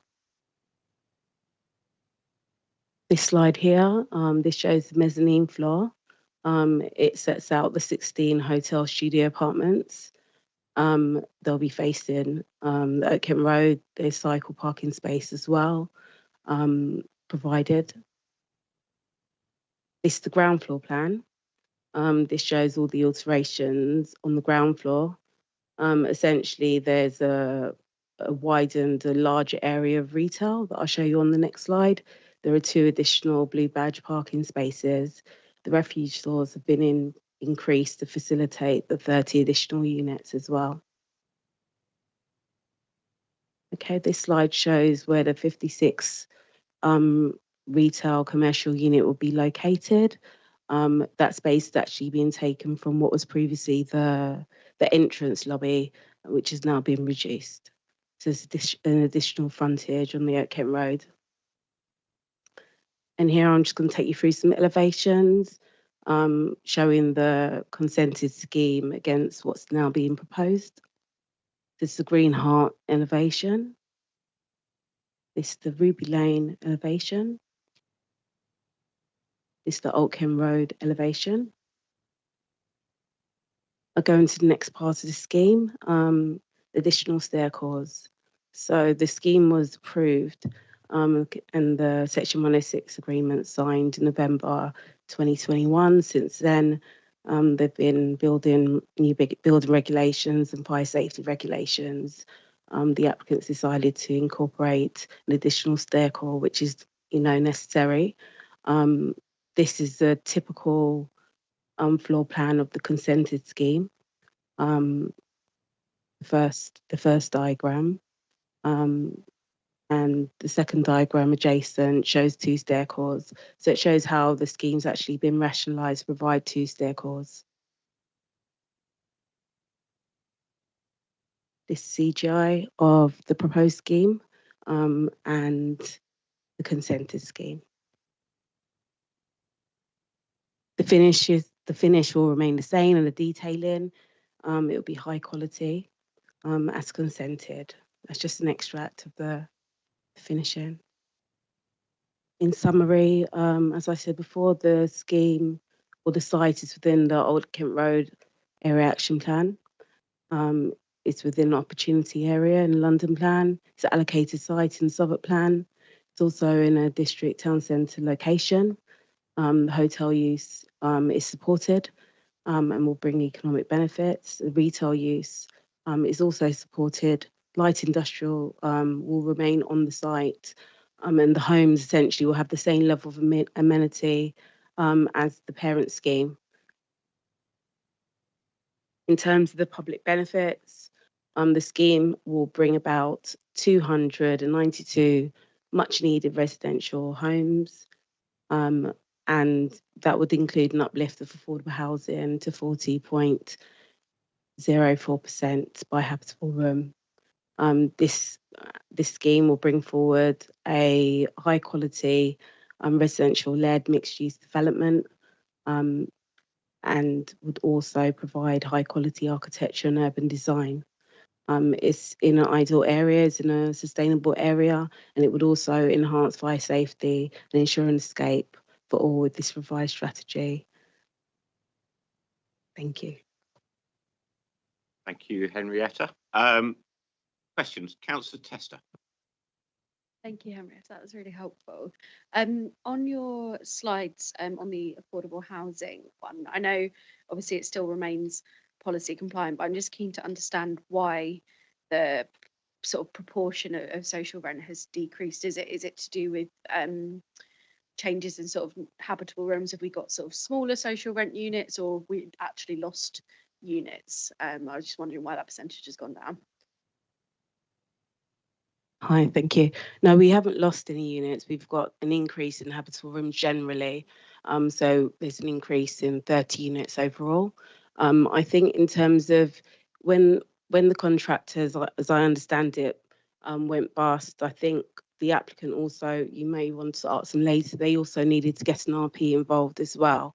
So they needed to get a registered provider, a new registered provider on board. So what's actually happened is there's a high proportion of intermediate, at least slightly more, it's about 14% or so.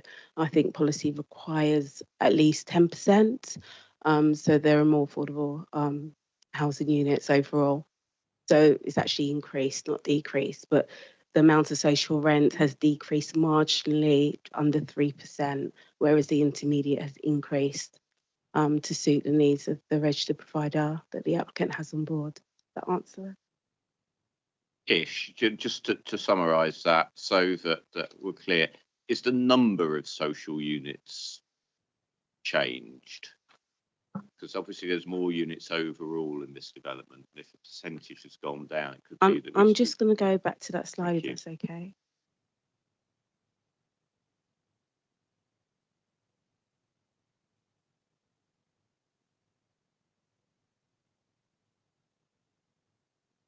Thank you. Yeah, well, that's. We'll give you an opportunity later. That's helpful. Thank you. Okay. Two quick questions from me, unless there's any other members. I'll see Councillor Seaton as well. Just to talk about the reduction in industrial space, because obviously that has been an issue of contention around the Old Kent Road previously, and I know we touched on it briefly at the briefing before, but if you could just sort of cover that point, that'd be helpful. Okay, yeah, that's fine. I think it's important to note that previously when the site came forward and was approved, part of the site, the car park, was actually part of a strategic industrial location. But in terms of the use, it was the former Carpet Right site. Sorry, I should have said that before. So it's predominantly retail. So losing the industrial floor space, there's not a policy requirement. And a hotel and having it replaced for hotel use in the town centre is something that's supported by the Southwark Plan and by the London Plan. And sorry, just to add to that, to go back and say through the site. So, Councillor Seaton will probably remember this. The site, which was the car park, was designated strategic industrial land, and the site, which was the Carpet Right shed, which sold carpets, was part of the high street frontage. So at that time, the policy applying, when this was first determined, this wasn't a town centre in the Southwark Plan, and half of the part of the site was strategic industrial land. Subsequently, on the adoption of the Southwark Plan in 2022, the entire site is now within the designated town centre, as Henrietta's pointed out. That has rationalised something which was a bit odd previously, that a car park was designated strategic industrial land. So the hotel and the additional retail frontage actually help with the town centre. So we've been supportive of that, I think it's been a sensible and good change in policy, but it is established policy within the current Southwark Plan, which was adopted about 3 years after this went through committee. Thank you. I did have a second question, but I think I'd say to the applicants anyway. Councillor Seaton, did you have a... Yes, if I may, if I go to the... Sorry, I'm still processing Colin's response, but thank you for that response, Colin. That was very helpful. Paragraph 98, looking at the numbers of dual aspect units, it still sits at around 50%. And I'm wondering if it wasn't possible for you to seek out from the applicants a somewhat higher percentage, right up the margin. Can I answer this? I think it's important to note that, you know, the majority of the applications have already been approved and Section 106 has been signed. So we've been assessing it as the parent consent. We haven't been looking at any changes within that because that's been approved.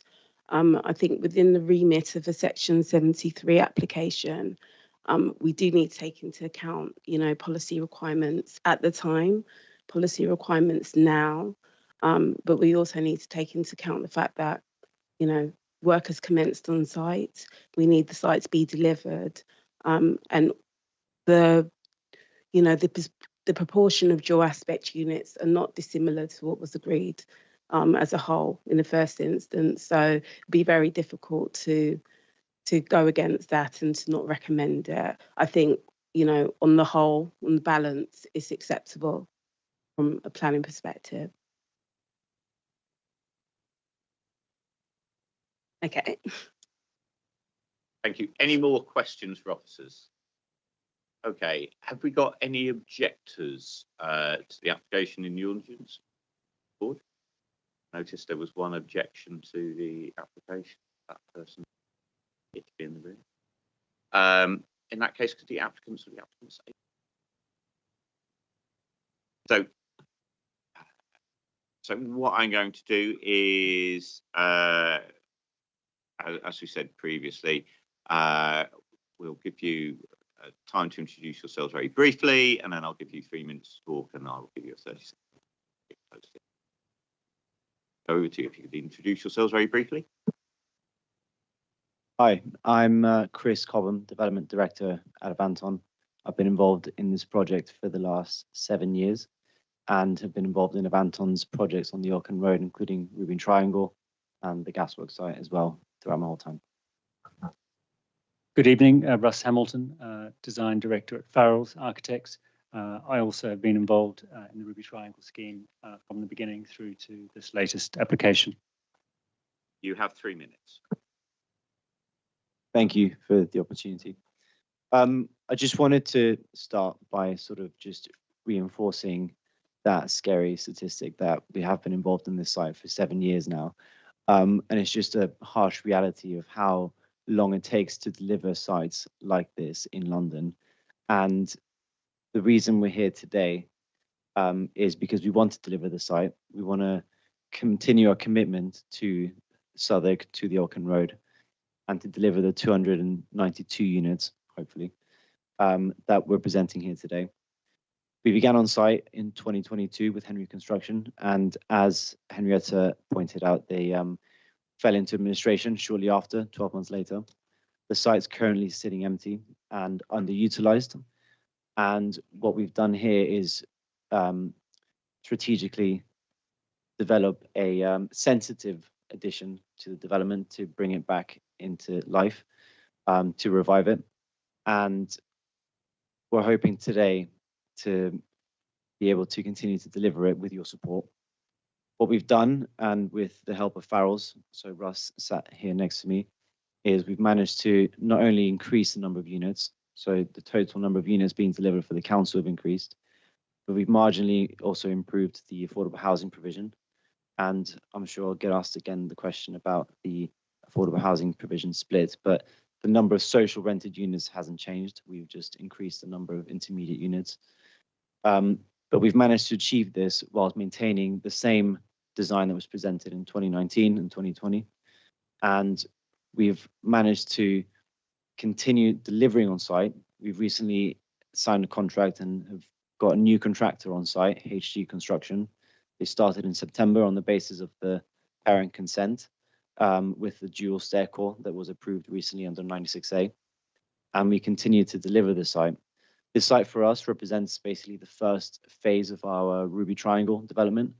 And we're keen to deliver it. There's a lot of benefits from this site, but the wider master plan.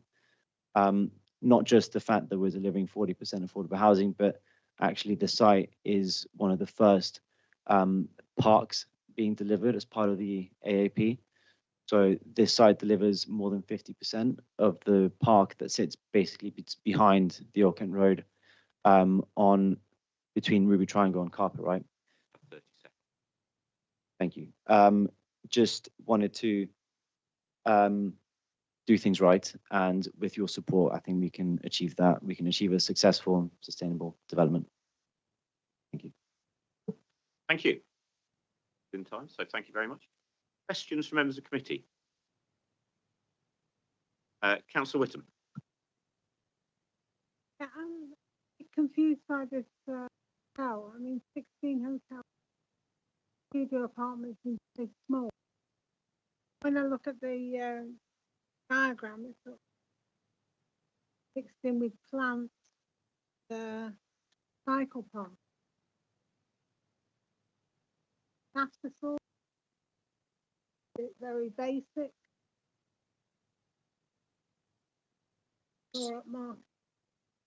So our studio offering is a more boutique offering. It's a small offering, 16 units.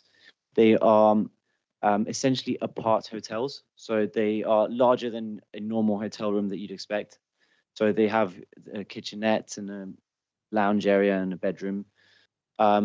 It's meant to be run as, we intend it to be run as a sort of small boutique operator who would take it on board.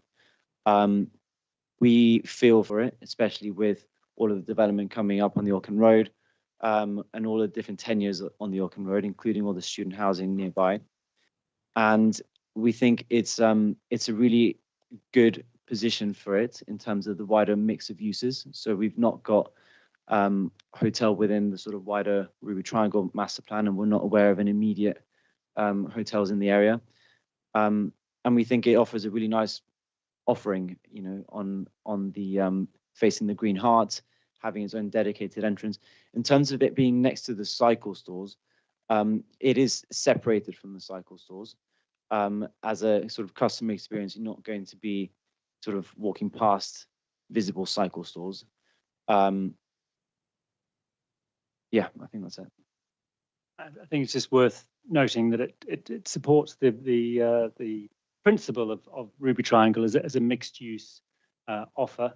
The hotel use and the people who come there will help support the retail that has been added in. And one of the big things that we've brought forward at this one is to reorganize the ground floor retail into more increase its size and the offer. And I think also where the hotel is positioned on that mezzanine level facing onto the Green Heart, that will enhance the secure by design, the overlooking. So the safety of that public space will be greatly improved with this change.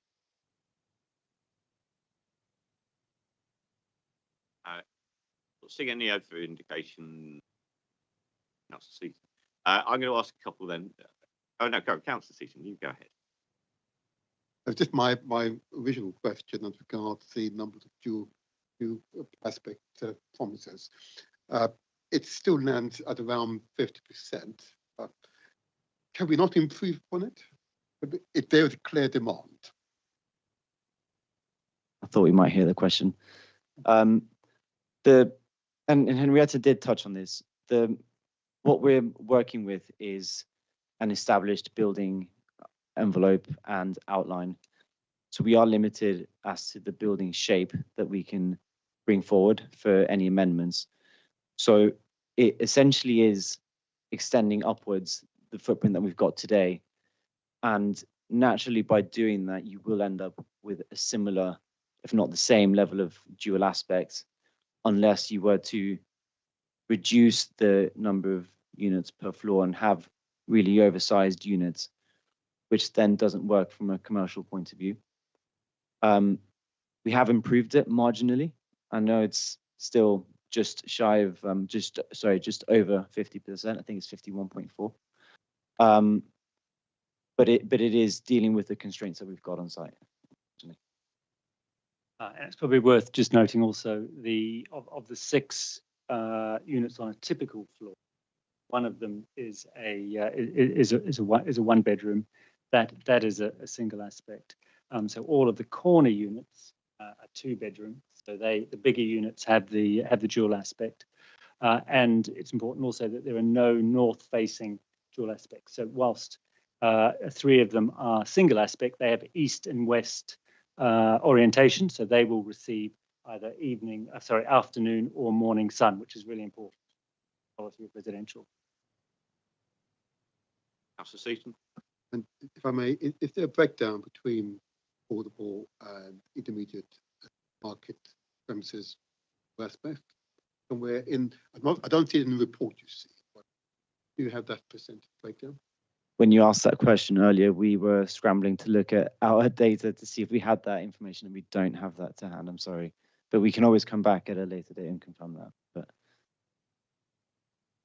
I shouldn't hold you back today. Yeah, from memory, Councillor Seaton, if you remember the last scheme, there was a larger block and a smaller block, and the smaller block had a high proportion of dual aspects because it had a smaller core loading, 3 and 4 and 8. The core loadings are more equitably distributed so I think the percentage is pretty equal. So the affordable and the private are all about just over 50%. So I don't think it's the case that the affordable is particularly disadvantaged, but then neither is it particularly better in that sense than the problem. So it's probably all about just over 50%. And applicants, does that feel fair? Isn't it? Yeah, I mean, it makes sense with the building basically mirroring the private and the affordable. Okay, so we can get some precise figures later if that would be useful. But yeah. Any further questions? I just wanted to quickly run through some hopefully very quick ones. So first of all, just explain the reason for this switch from industrial to hotel. So we actually appointed CalMARS, who are a leading agent in I'm sure you know them here in Southwark, who did market the units as the intended light industrial use for a period exceeding 12 months. And I think a marketing note was submitted as part of our submission pack. And the feedback was overwhelming in the sense that there was very little to no interest for light industrial in this particular location. I think there's a real problem with trying to mix light industrial use classes with residential, and it wasn't positively received in the market. The space, and as Colin said, does lend itself better for a town centre use, and it's basically choosing between having a unit that stays as E1C light industrial but sits empty and providing no value for the local authority, or an alternative that does provide some employment, some uses, activation and other benefits. Councillor Seaton. Thank you. So I'm in the AAP, of course, and just try to get it up, but just to make sure, there was an agreement that there will be no loss of light industrial space across the AAP area. And does this result in a loss of light industrial space, therefore? Not across the area, because committee have recently, for instance, approved 2 schemes by British Land, one on Mandela Way, and last committee, one on Verney Road, which total 36,000 square meters of light industrial and distribution space in total. That was 2 stacked logistics hubs. And there are other sites where residential and light industrial are mixing successfully. So on Hatcham Road and Ilderson Road, where we have better access for servicing. So 180 Ilderson Road, which, if you remember, Councillor Seaton was the scheme which you chaired, is close to completion. That has its own dedicated off-street servicing, and there is being fitted out at the moment for that workspace, and there is strong interest in letting it. And the Barrett scheme on Ilderson Road similarly has 2,500 square meters of gate distribution, so residential, and again, there's been strong interest in taking that. I think our case as officers, and Chris was the same on behalf of the applicant, is that this space is smaller. It struggles a bit more with the servicing, and actually it's on a high street, so so the hotel use and the extra retail just seems a much better fit with a high street, which has been designated since the pre-planning permission was granted. And I believe the kind of operators who are interested, like Easy Hotel, for examples of that elsewhere in London, there's one in Paddington, for instance, where many rooms, but they just offer a very budget type accommodation on a high street, which you think would actually have a good fit with the employment offer as well. So it's often you have people on business who want to stay in a budget hotel close to local business. So for all those reasons, I think it's a good use. And overall, not only will there be no net loss, but there will be an increase in the amount of light industrial in the old. Thank you. So I wanted to ask the applicants, where are we with RSL? Sorry, what's RSL? Sorry, registered social landlord. Yes. So we am I allowed to discuss? Yeah. So we are in legals at the moment with an RP to take the social rented units in Hull. We have been in dialogue with these guys for a few months now, and yeah, I mean, we haven't signed a contract with them yet. When we put together the initial application in 2019, shortly after, we did agree for those units to be sold off to Optivo, but then they merged with Southern Housing, and then because of that restructure, they had to drop their sites, and then we found ourselves in a bit of a mix where there's a perfect storm of HAs facing large cladding liabilities and mold repair liabilities, and then cost of living increases, and sort of everyone sort of tightened their purses, and no one wanted to commit to new schemes. But we've now found a housing association, an RP here registered in Southwark as well, who wants to take those units, and we're due to exchange contracts with them sort of the next few months. Okay, so that's useful to. Very finally, given that you are from Avonton, the overall triangle side, when's the rest going to start? Yeah. Well, so this is our first sort of phase of the wider Ruby Triangle development. Seeing this come forward will be a great benefit to us, to the local council, and to the wider sort of workforce. We've got our site, Ruby Triangle, just north of the site, with phase 1 being our Block C. We've got the same contractor who is delivering on site, on this site. We have an agreed contract with them, and we will be going through with them the new gateway submission process with the Building Safety Act. which will take a slightly longer time than people have planned for, due to it being a sort of relatively new process. But we have got a contractor, we have got a consent, we have implemented the demolition of the units on site, and we have discharged the pre-commencement conditions. So yeah, it's a matter of basically starting phase 1, which is this, allowing us to continue, and that will be the catalyst to deliver the Ruby Triangle. Any further questions to the applicants? In that case, I'm going to ask you to return to the public seating area, but thank you. Do we have any supporters of the scheme which live within 100 metres of the site? Don't have a ward councillor present that wishes to make ward councillor observations, so I'm going to skip over that. Any final questions for officers?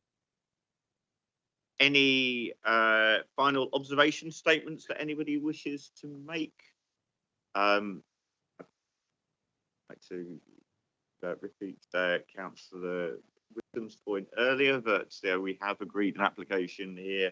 There are some important changes here, but overall they don't have much material impact.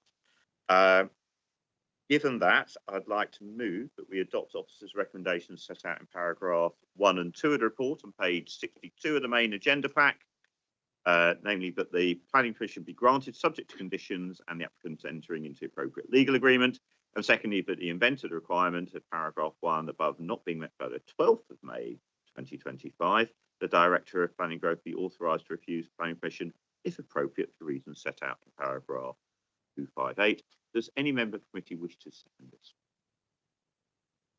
Councillor Soanes, thank you. If I could ask you all how you'd like to vote on this matter. Councillor Whittam. For, Chair. Councillor Leaming. For, Chair. Councillor Soanes. For, Chair. Councillor Seaton. For, Chair. Councillor Tester. For, Chair. And Councillor Richard Livingstone. I'm also voting for it. That brings us, so the motion carries and the resolution is passed and the application is approved. Sorry. Thank you very much. Yes, so thank you both, Ewan and Henrietta, well done. It's not easy, and thank you for the long wait to get to this as well. I want to thank everybody for their contribution. It has been a long meeting, but we have managed to get through a lot of business today. Safe journey home, everybody. Thank you.